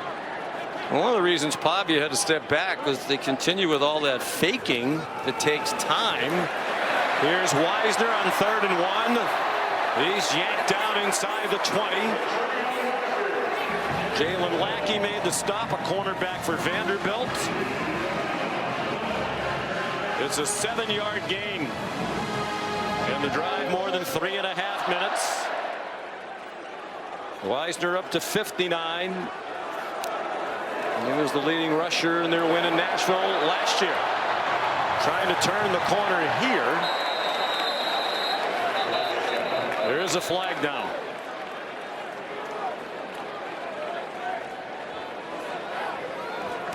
Holding on the offense, number 83. That 10-yard penalty will be enforced from the spot of the foul with a replay first down. Spencer Shannon, part of a deep tight end group for Texas.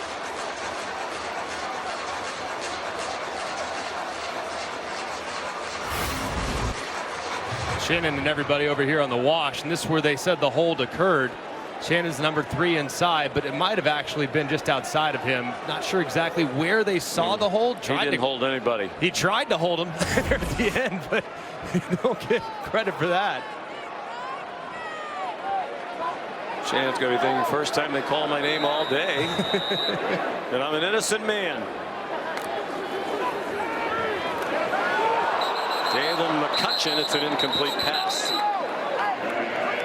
Nick Rinaldi nearest for the Vanderbilt defense. So Arch Manning up to 302 yards passing now. That's back-to-back 300-yard games, and his 4th career game of 300 or more, with the likelihood of more to come.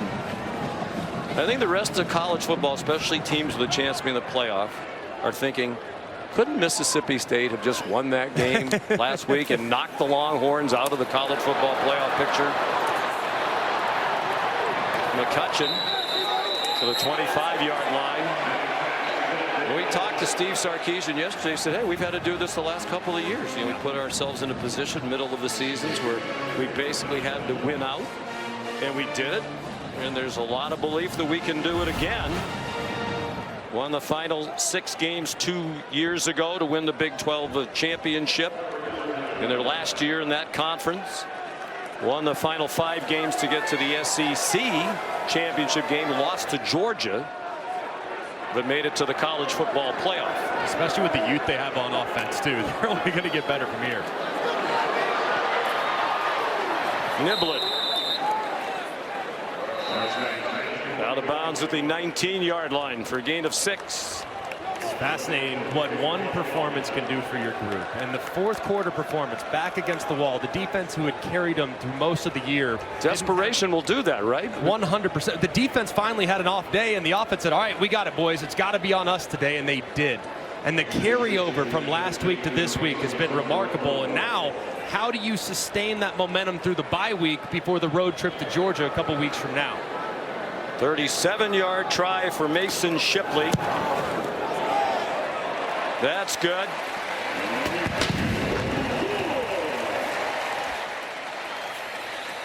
And it's a 24-point lead for Texas. Biggest of the day for Sarkisian. 6 seconds to go in the third quarter in Austin.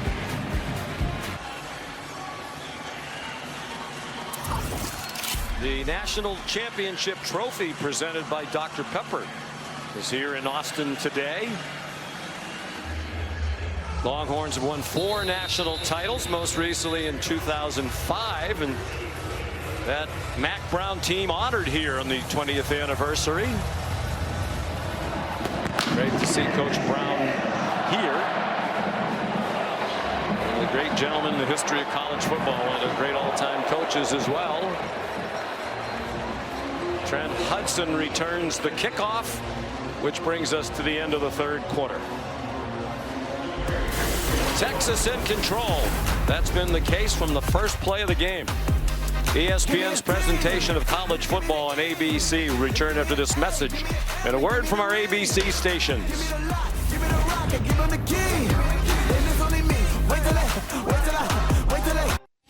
Kevin Nagani in studio, AT&T keeping fans connected. Take a look at our multi-view showcasing a bunch of great games across our networks. Keeping an eye on 2 games over on ESPN. Miami up by only 3 against SMU, and undefeated Navy down 2 touchdowns in the fourth quarter on ESPN2. Back to Sean, Greg, and Molly. All right, Kevin, thank you. Here in Austin, first home game at Darrell K. Royal Texas Memorial Stadium for the Longhorns since September 20th. And it's been a rousing success in front of the home crowd since the first play from scrimmage and Texas scored. Diego Pavia down by 24 points now. You know, he's going to fight all the way to the end. 12 yards and a first down. And they're going to go with tempo, as you would think they would. Yeah, 4 downs the rest of the way. And already start talking about your hands team, because you're going to need them as well at the 3-possession game. Flag thrown by the umpire. Showed very good speed and elusiveness, splitting a gap to get to the referee. Delay of game on the defense, number 1, clapping. That's a 5-yard penalty. Still first down. Clapping and not calling a timeout. I knew you were going to say that. And Trenton Crawford, the umpire, was all over it. There he is right here. Let's see. Yes. Oh, good clap. Strong clap. And that pass batted in the air and caught by an offensive lineman. Trey Moore deflected it, and it was caught by Chase Mitchell, the right guard. 5-yard loss. This Texas defensive line has been so problematic today, and now with Vandy finally making some adjustments, getting the ball out, they're going vertical and trying to knock the ball down instead of rushing the passer.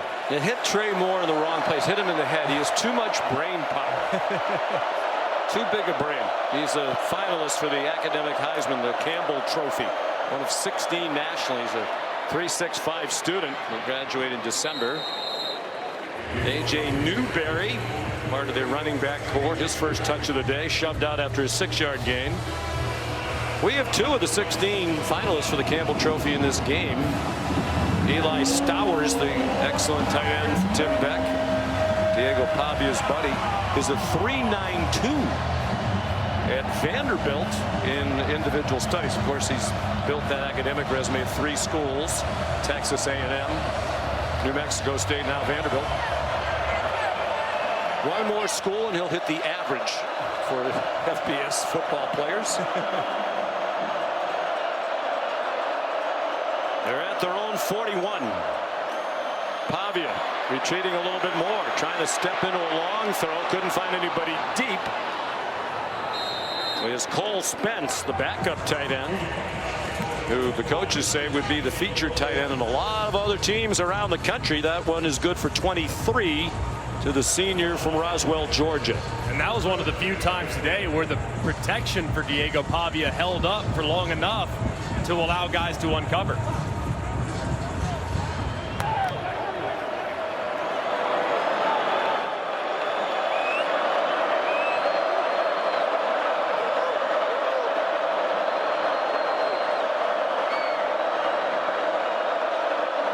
Using a lot of the play clock, down by 3 scores, 3 8s, and then the play they ran didn't go very well. Newberry dropped by the veteran Ethan Burke in his 49th career game as a Texas Longhorn.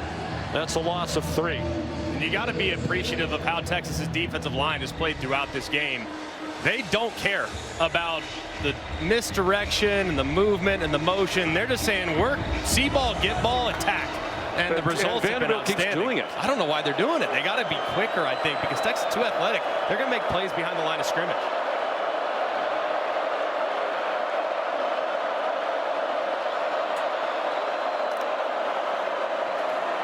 Pavia dodged the rush for Moore. Now Moore trying to get him from behind. Good play by Diego to get to the 30-yard line. Trey Moore hustled back to make the tackle with help from Derek Williams Jr.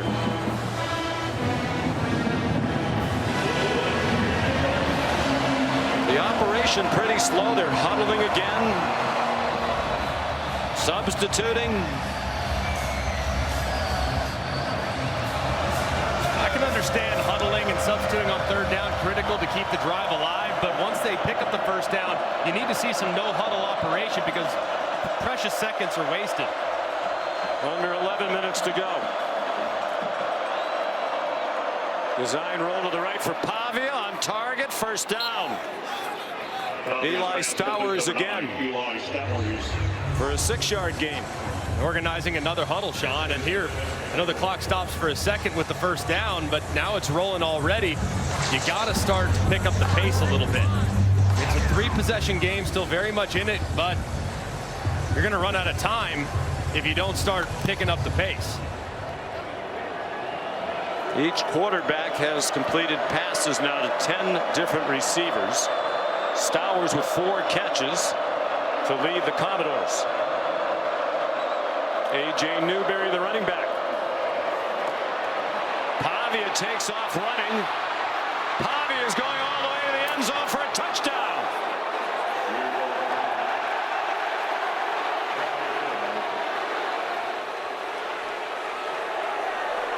25-yard run. Flag is at the end of the play. It's starting to get a little chippy and chirpy. And when that starts, the officials start losing hats, throwing hats. They might get Pavia for tossing the ball after he scored the touchdown at a defender. Looked like Filsamy, the same guy he got into it on the sideline with there at the end. Crowd chanting overrated at Pavia and the Commodores.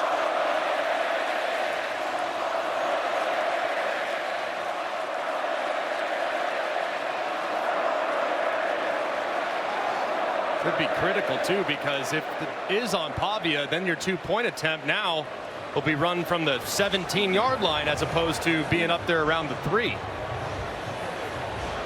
Well, they've managed to keep winning despite a team that is penalty prone. The result of the play is a touchdown. After the play, we have fouls by both teams. After the play, unsportsmanlike conduct on the offense number 2. That is his first of the game for throwing the ball at a player. Also, we have a personal foul, unnecessary roughness, shot above the shoulders on the defense number 5. Those penalties will offset. We will play the try down at the 3-yard line. So it's like nothing happened. It's a touchdown, and they'll go for 2 from the 3. A big break, because I didn't see anything right there. That was what initiated Pavia's frustration. He throws the ball at Filsamy, and that would have been a 15-yarder easily. But right here, it's the retaliation, it looks like, late by pushing it, that wipes out the 15-yarder. Maybe when he grabbed him by the throat there at the end. Go for Dos, brought to you by Dos Equis. Or if it's McElroy, it's Cuatro Equis. Seis.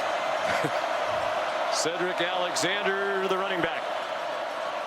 Fake to him. They're trying to throw it to him. That pass is incomplete. Wound up in the direction of Junior Sherrill. The animated conversations and the bumping and nonsense after the play continuing. So a big stop, as it's still a 3-score game, but a nice drive led by Pavia. 25-yard touchdown, 5-minute drive.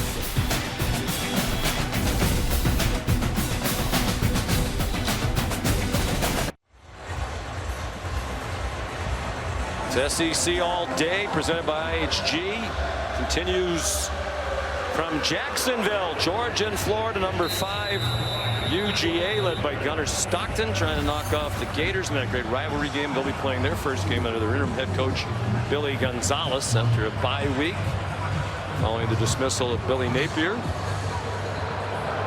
Here comes a little pooch down the field. It is caught. Parker Livingston,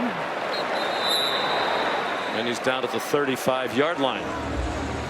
Well, the first college football playoff rankings will come out Tuesday night. So here's the All-State playoff predictor, our versions of what we expect the rankings to look like on Tuesday night. This was entering today's action.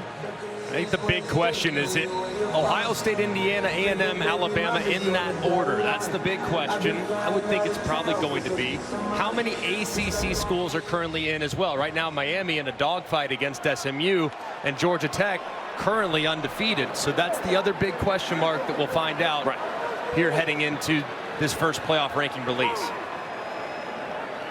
Pistol now for Texas. They'll look to run some clock. And it's Wisner. The clock goes under 10 minutes to go. Well, here's what I thought entering today. Now, if Vanderbilt loses, do you take them out of your bracket completely? Probably. Who goes in? I would add Notre Dame. I had Navy as the group of 5, but it looks like they're going to lose today. Right. They were undefeated. So that'll change as well. For sure. And the big question with Notre Dame is the head-to-head losses against A&M and against Miami. So in the event in which Miami's 10-2, doesn't win the ACC, they have the head-to-head against the Irish. So another interesting layer to be accounted for down the stretch. And a lot of football still to go. And Travion Wisner across the 40. Don't forget to go to ESPN.com/All-State Playoff Predictor to check out your team's chances to make the college football playoff. In reference to Notre Dame, too, with what they have remaining on their schedule, it'd be surprising if they're not at 10-2. Yes. So this first ranking will be very, very important to see exactly how the committee feels about them, even though they don't have a great win with the exception of USC. Well, I'll make a friendly wager. If they're 10-2, they're going to be it. I think it's a safe play for sure. They're at Boston College today. DeAndre Moore, a nice catch. And on third down, they move the chains again. Arch Manning's neck is still bothering him. Molly mentioned that earlier, and he was flexing his neck after that completion. Didn't affect the accuracy on that one. Did get hit a little bit there at the end. Singh tries to hold him up, but that was a well-thrown ball by Arch.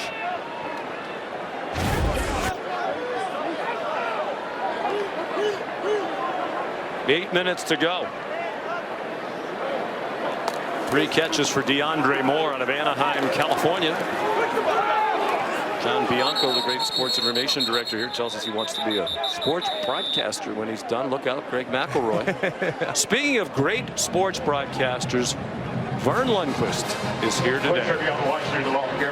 With his wife Nancy, they're the guests of the Lost Dodds. They spent some time living here in Austin. There's Vern, Nancy on the left of your screen. Lost Dodds, longtime athletic director here. What? For as great a broadcaster as he was and is, infinitely a nicer person.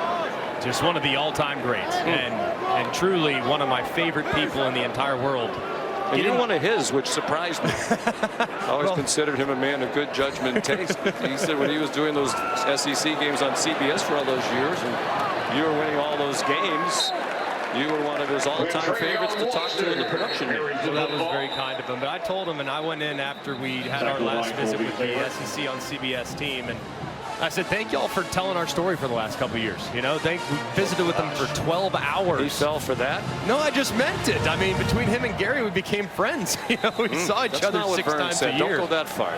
Vern said, great appreciation for you. Vern told me a great story. First football game he ever saw was a college football game. It was in this stadium. He was 12 years old in 1952. He was selling soft drinks for a nickel. Really? In the end zone. That is so cool. And then he said late in the second half he moved to a better seat and just sat and watched the game. What a career, what a life. Great to see he and Nancy looking well. She is every bit as delightful as her husband. Emmett Mosley the catch. The impressive day continues for Texas in all facets of this game. That's an 11-yard pickup for Mosley. Just a completely dominant performance. And I think people will look at this and say, well, it's Vanderbilt. You and I have seen Vanderbilt now twice. They don't want to see us again.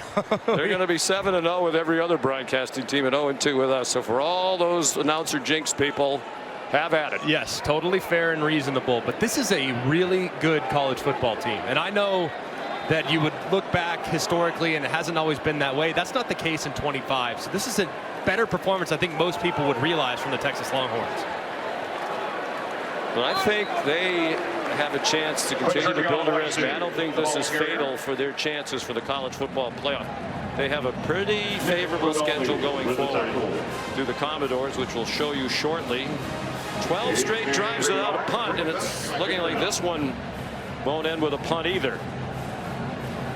You catch fire offensively, man. It's hard to put out. Steve Sarkisian, you know he's excited about that opportunity to go back to Georgia and to get a win. They lost to him twice last year. The game in the SEC championship game was very competitive. They'll get a week to get their bearings right, hopefully get healthy and be ready to roll in Athens. Yeah, they are enhancing their resume with this impressive win today. He felt like they should have beaten Ohio State in the opener. He said he made a couple of decisions that he would like to have back. Their other loss was at Florida, which won't look good on a resume.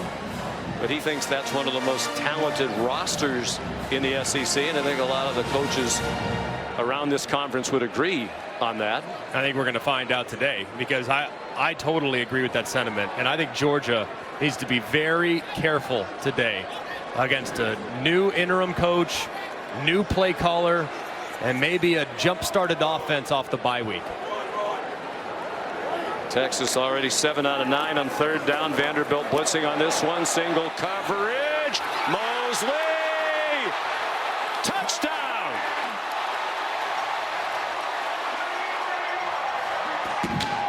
Colby Taylor had the coverage. He's saying it was incomplete. The officials are conferring. But for now, it's the second touchdown of the day for Emmett Mosley, despite being held. And that's an incomplete pass.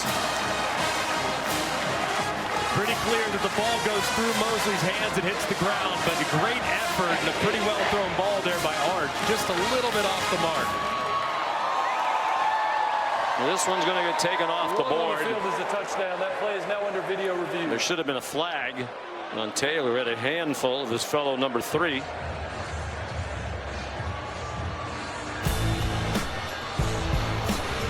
They're going to review it. It shouldn't take long. 4:09 to go. Texas cruising to victory.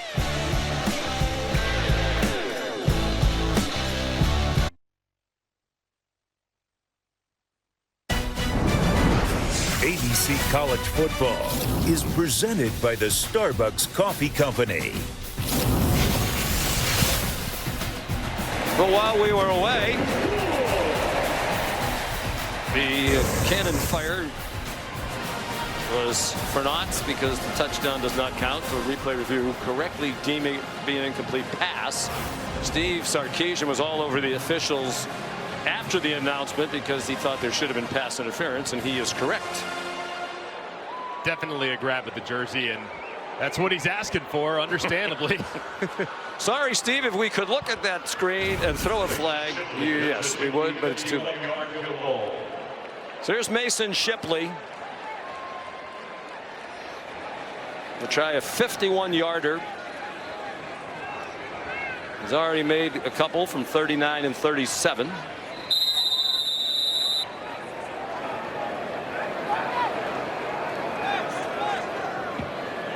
He's been a terrific addition. From Liberty Hill, Texas. Couldn't find an opportunity out of high school, no scholarship offers. Walked on at Oklahoma State, Texas State. Finally became their kicker. Became one of the best in the country. And right on cue, just the announcer jinx is just holding. Yes. With great regularity today. No good. 4:04 to go. 34-16. Texas.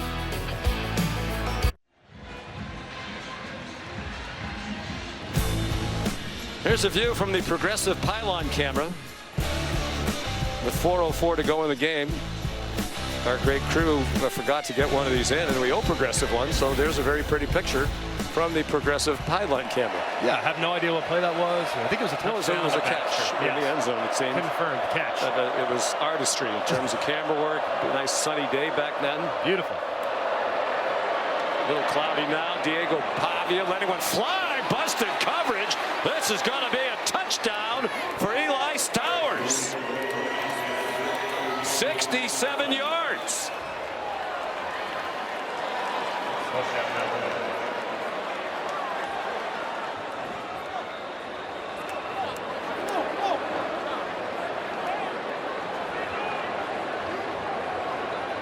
Wrong guy to leave all by himself. Looks like they're going for two again. Still brought to us by Dos Equis.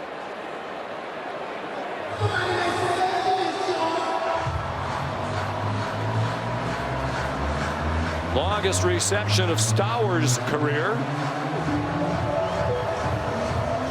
So there's a chance they're back within 2 scores, regardless of whether they get this or not. If they get this, it'd be a touchdown and a field goal down. Well, all their timeouts, the 2-minute stoppage. Pavia up to 257 passing, 2 touchdowns.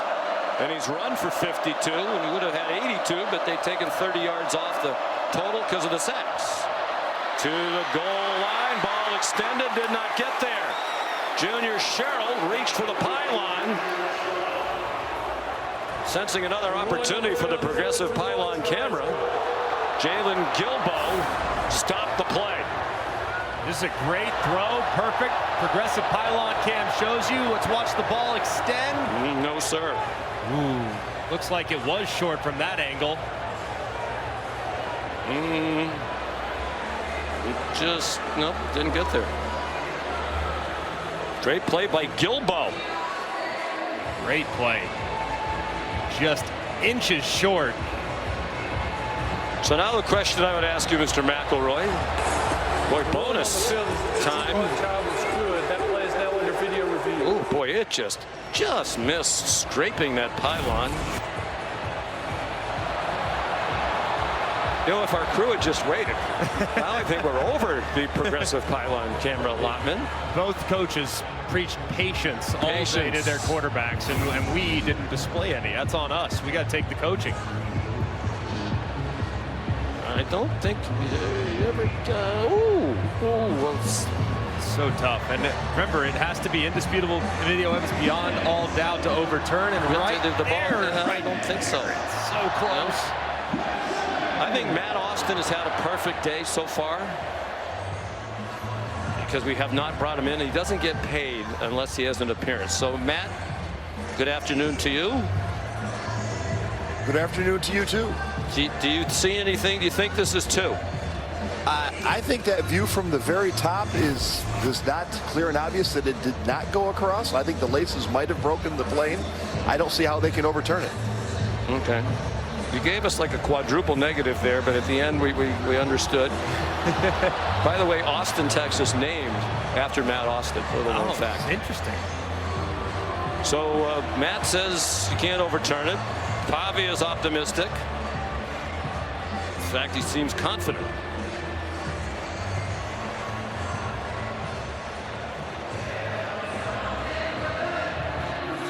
David Allman is the replay official. Taking a good long look at this. This is the look that is the most compelling to uphold. Matt, what do you have to do? I mean, the pylon technically, right, is at the front. That would be like breaking the plane if you got it to the pylon, but he didn't. After video review, the ruling on the field is upheld. The 2-point try is good. Okay, like we said. Now I'm totally confused. The fact that they even had a chance of the 2-point conversion is mind-blowing. I want you to look at the technique of both corners here. One at the bottom, one at the top. You have a massive lead. You cannot let anybody get behind you. But if you look up top, Gilbo stays underneath a little bit, allows Stowers to get behind him. Meanwhile, on the other side, you have Cade Phillips, who's deeper than the deepest. You cannot allow a big play there. It's a busted coverage. It's poor technique. Safety needs to either be over the top, but the corner's got to be over the top, but nobody was, and it was a steal for Vandy. Here's the onside kick try. Fielded by Parker Livingston. A good play by him. That took a tricky late hop. But still 3:53 to go. Vanderbilt with all their timeouts. And the 2-minute stoppage. It looked like it was going to be a cruise to victory not long ago. Is now a tight one for the Horns, up by 10. I think Steve Sarkisian, though, is probably deep down. He's going to animate on the sideline, but he'll be able to go into the meeting tomorrow with his defense and say 2 touchdowns were given to Vanderbilt by poor alignment and defensive issues. Those have to be cleaned up against quality competition.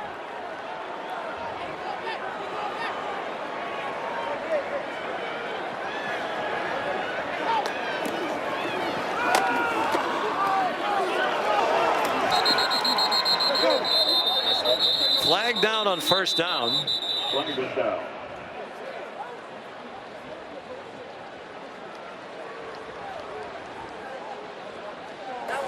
Personal foul, face mask on the defense, number 53.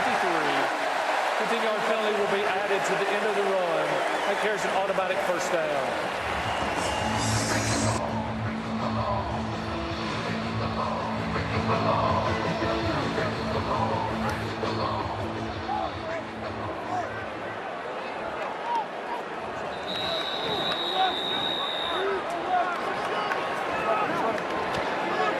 Right there, and just another big mistake by Vanderbilt. Another penalty, this time on the defense.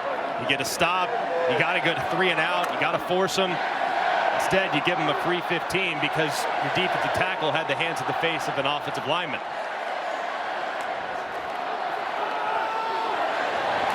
Here's Baxter again. At the very least back in field goal range. 7-yard run. Vanderbilt's going to start using its timeouts.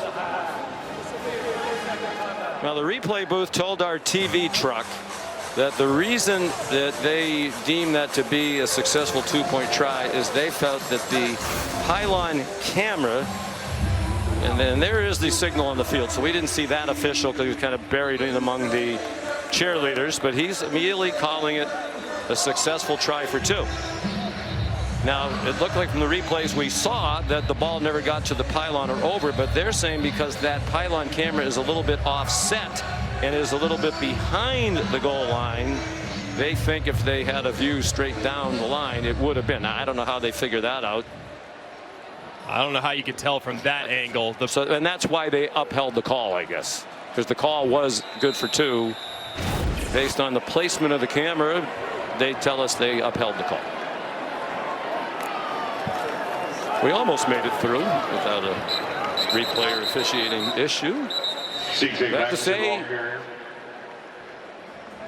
since that was the call on the field, and there wasn't, according to them, conclusive evidence, I still never, I don't know, it's like sleight of hand. It never looked like that ball got to the pylon. The only one to me that looked like maybe the laces was the shot that was a little bit high. It looked like as he reached out, maybe the laces did graze the plane, and with it being called on the field the way it was called, maybe they just didn't feel like there was enough evidence to And overturn. the official who made the call immediately looked like he was right on the line. Yeah. So his angle, apparently better than the pylon cam. All of a sudden, the progressive pylon cam went from, oops, we forgot to get it in, to dominating the game in the telecast.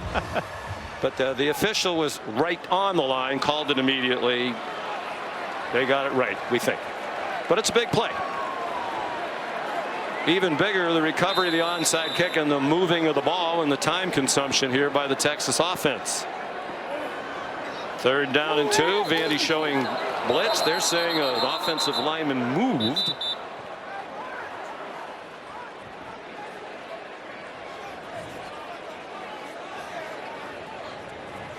False start on the offense, number 73. That's a 5-yard penalty. It remains 3rd down. Brandon Baker, the right tackle, called for the penalty. It looked like as a defender was getting ready to run right up the middle, you see just a flinch by the left side, and 73 and 52, not a ton of movement there, but call nonetheless.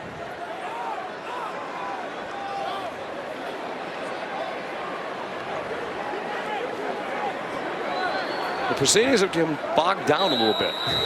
It's been a bit of a wacky ending, hasn't it? Yeah. So it's back on the 32-yard line. Texas had a touchdown called back on a good call. Was not a catch. There should have been a pass interference penalty that wasn't. Then they missed a field goal. For a few seconds, there were 40 points on the board for Texas. The quick strike touchdown by Vanderbilt made it a 10-point game.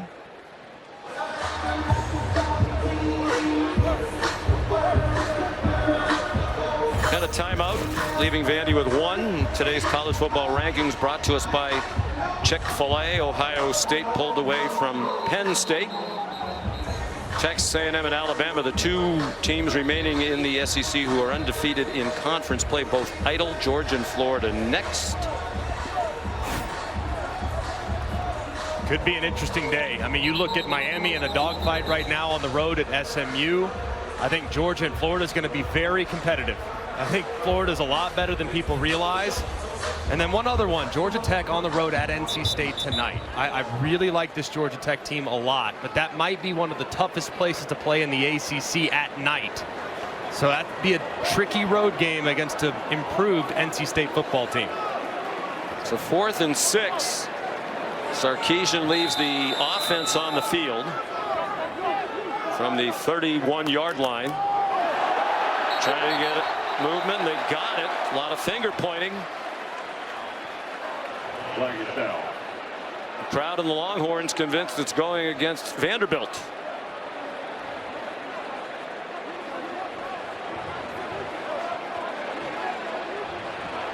Did we say the game had slowed down a bit? And by slowed it down a bit, meaning hit a wall. It's come to a screeching halt. It's in reverse.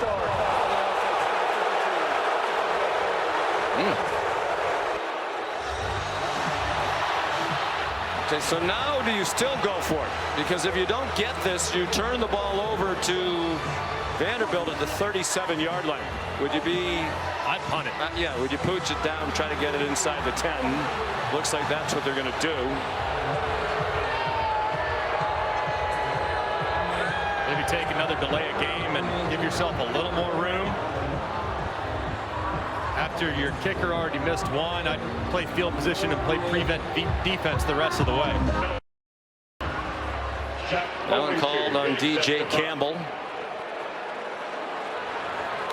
Must be the first punt in 14 possessions on offense. Now the Vanderbilt players saying the center's simulating the snap, but the umpire's over the ball.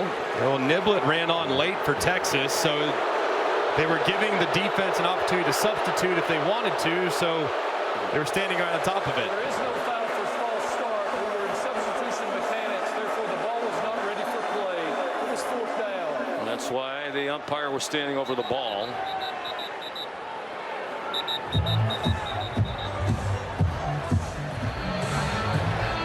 These people are perplexed. I've seen cleaner Final Four minutes for sure.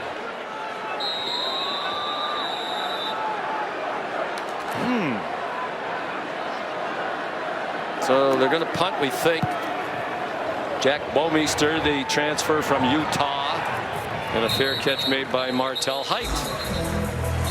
27-yard punt.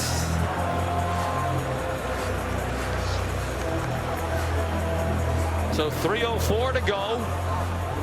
No timeouts for Vandy. They do have the 2-minute stoppage. Right here. Pavia family enjoying it. Still very much engaged, obviously knowing their son's going to go all the way to the end. It's that clock hits 0. He will give it his all, but you got to expect Texas to play prevent defense. What they did on the last possession was inexcusable. Diego Pavia's mom yesterday, you said he is so appreciative of what she has done for him. Raised by a single mom, he said, we didn't have a whole lot, but every time we needed something, she found a way to make it happen.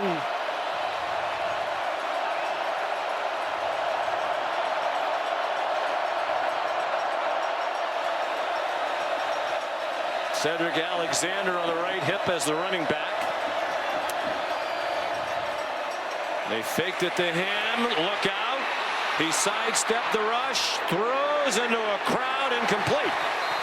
And of course, at this juncture, you have to take some chances. He did try to get it to Stowers, who was double covered. I know it's not that time consuming, but you still need the play action fake down by this much. No, I don't think you're going to have much respect for the run defensively. And Pavia takes a big shot there at the end. So the onus in a situation like this is on the tackles, because you know who's coming off the left-hand side. That's Colin Simmons, number 1. Impact felt in a big way earlier in the game, and he's going to try to close it out. Very close to being a late hit on Brad Spence. 2:56 to go. And that pass is too high for Stowers. That's one of those you might be better off not completing. The 4-yard gain. Given the situation, the clock likely to keep running would not have been very helpful. 3rd down and 10.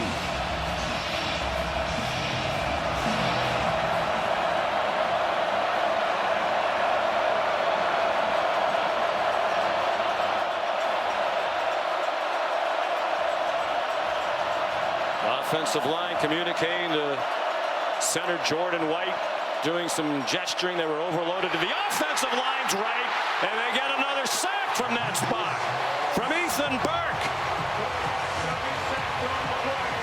6-time Pavia has been sacked. That's twice as many in any other game of his career at New Mexico State or Vanderbilt.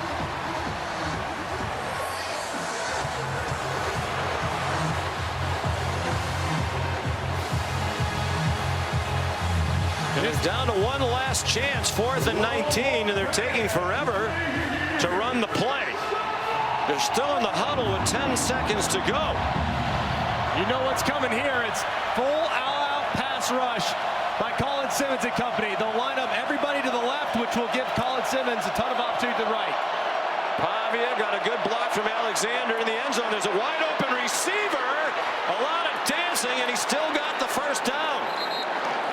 Junior Sherrill keeps hope faintly alive on that Vanderbilt sideline and among their fans in the stands. 22-yard gain on 4th and 19 out of their own end zone. Xavier Filsaime is the injured Longhorn. 2-minute timeout.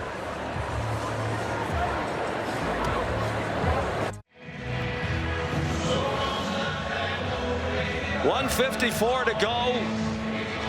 Diego Pavia and his mates pull off a 4th and 19 out of their own end zone to keep hope alive. Rain starting to fall here in Austin. From their 23, down by 10, 1:50 to go. Pavia, another open receiver. Junior Sherrill to midfield. They're out of timeouts. They got the stoppage to move the chains. 27-yard completion to Sherrill. Pavia is over 300 yards passing now at 305. Both QBs over 300. Down the middle. Stowers the catch. And now you get to that point, Greg, you've mentioned it before. Do you keep going for the touchdown, or you kick a field goal and try the onside kick at some point? With Texas on their heels and their best pass rusher out the field, I'd go for offense. Keep going. Pavia wrapped up, threw it incomplete in the direction of Stowers. Brad Spence was there again. I'll give him a chance to huddle with 1:28 to go. 6 sacks for Texas. There's Brock Taylor. Excellent kicker at his first miss of the year. That looms a little larger now. I think when you start to think about that field goal at the end of the game to make it a 7-point game, that's really under 40 seconds or so. So plenty of time to still run your offense. The big key for Pavia, ball has to come out. A sack kills you in this situation.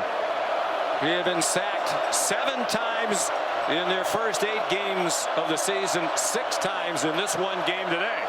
Texas leading the nation now in sacks. Batted pass by Trey Moore.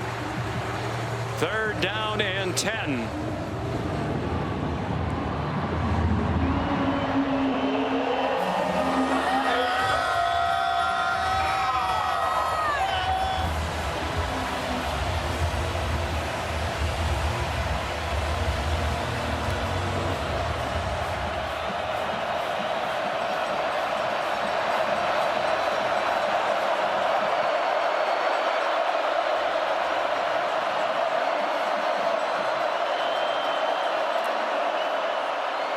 Three-man rush. They got close to him. He got it off for another first down. Inside the 20. Richie Hoskins tackled by Anthony Hill. They'll put it right on the 20-yard line. They set the chains. The clock winds again. Now you got to go hyperspeed and find Stowers. Down the seam to the 5-yard line. Eli Stowers. Tackled by Derek Williams. Now you can move the pocket, sprint the quarterback to his right, give him the run pass option, see if you can find someone in the flat. They were on their 2-yard line, 4th and 19. Now they're on the doorstep at the other end. Pavia throws it away. Flag down. Crowd thought they saw a hold. And they did.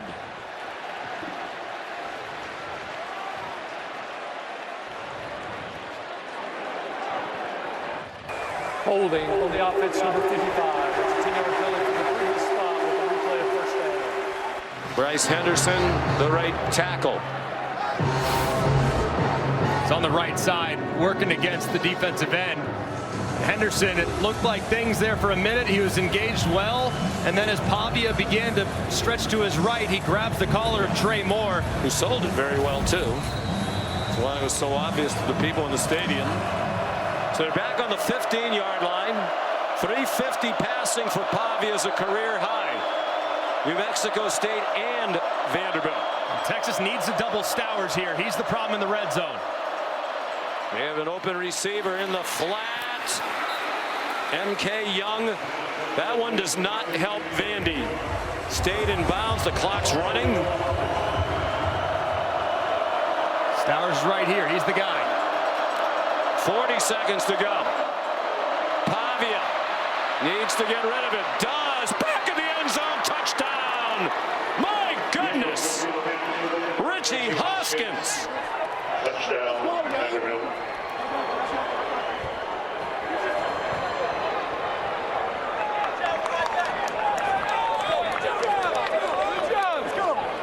What a drive. It was this in reverse for Steve Sarkisian last week when they were 17 down with under 10 minutes to go, rallied to win in overtime. Their biggest come from behind win since 2007. Now with the crowd looking on in disbelief, Taylor trying to make it a field goal game with an onside kick to come. 21 unanswered points for Diego Pavia in front of his mom and many friends and loved ones. And notable omission along the defensive line for the Texas Longhorns. There is no Colin Simmons. So Pavia knows he has a little extra time. He knows he can buy time and work to his right and find a guy in the back of the end zone. So a notable absence there for the Texas defensive line without an All-American on the field in an obvious passing situation, and Pavia took advantage. Pavia on the drive threw for 108 yards because of penalties and a sack. 7 for 11 for 108.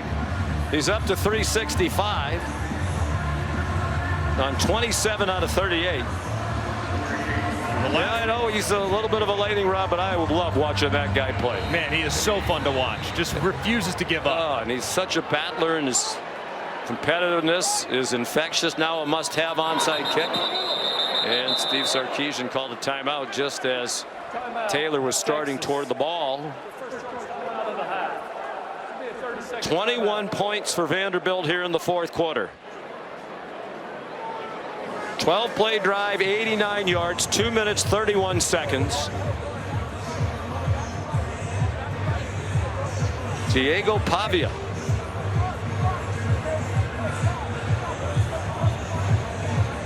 He is just electric, man.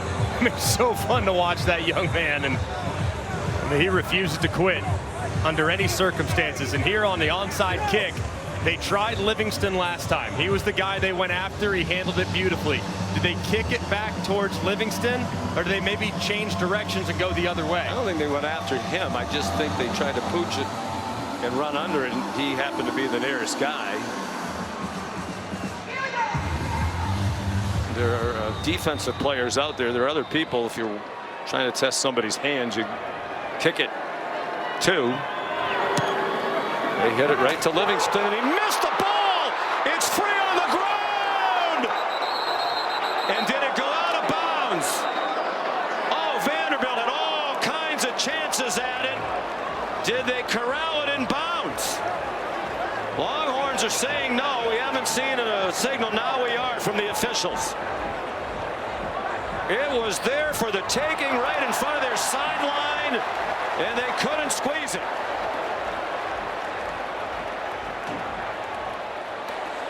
The ruling on the field is that the ball was touched in bounds. However, the ball went out of bounds with no player in possession. Therefore, it's Texas's ball at the out of bounds spot, first down.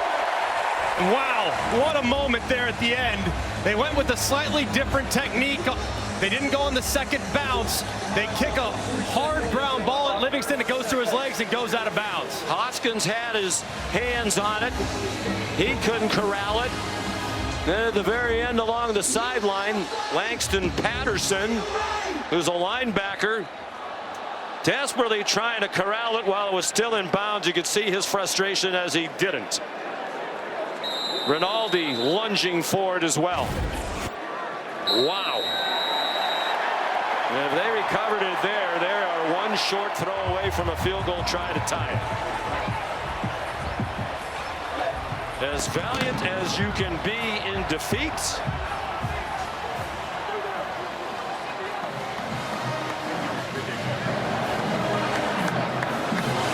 In the end, Steve Sarkisian's team hangs on for its fourth straight win in conference play. They go to 7-2 overall, 4-1 in the SEC.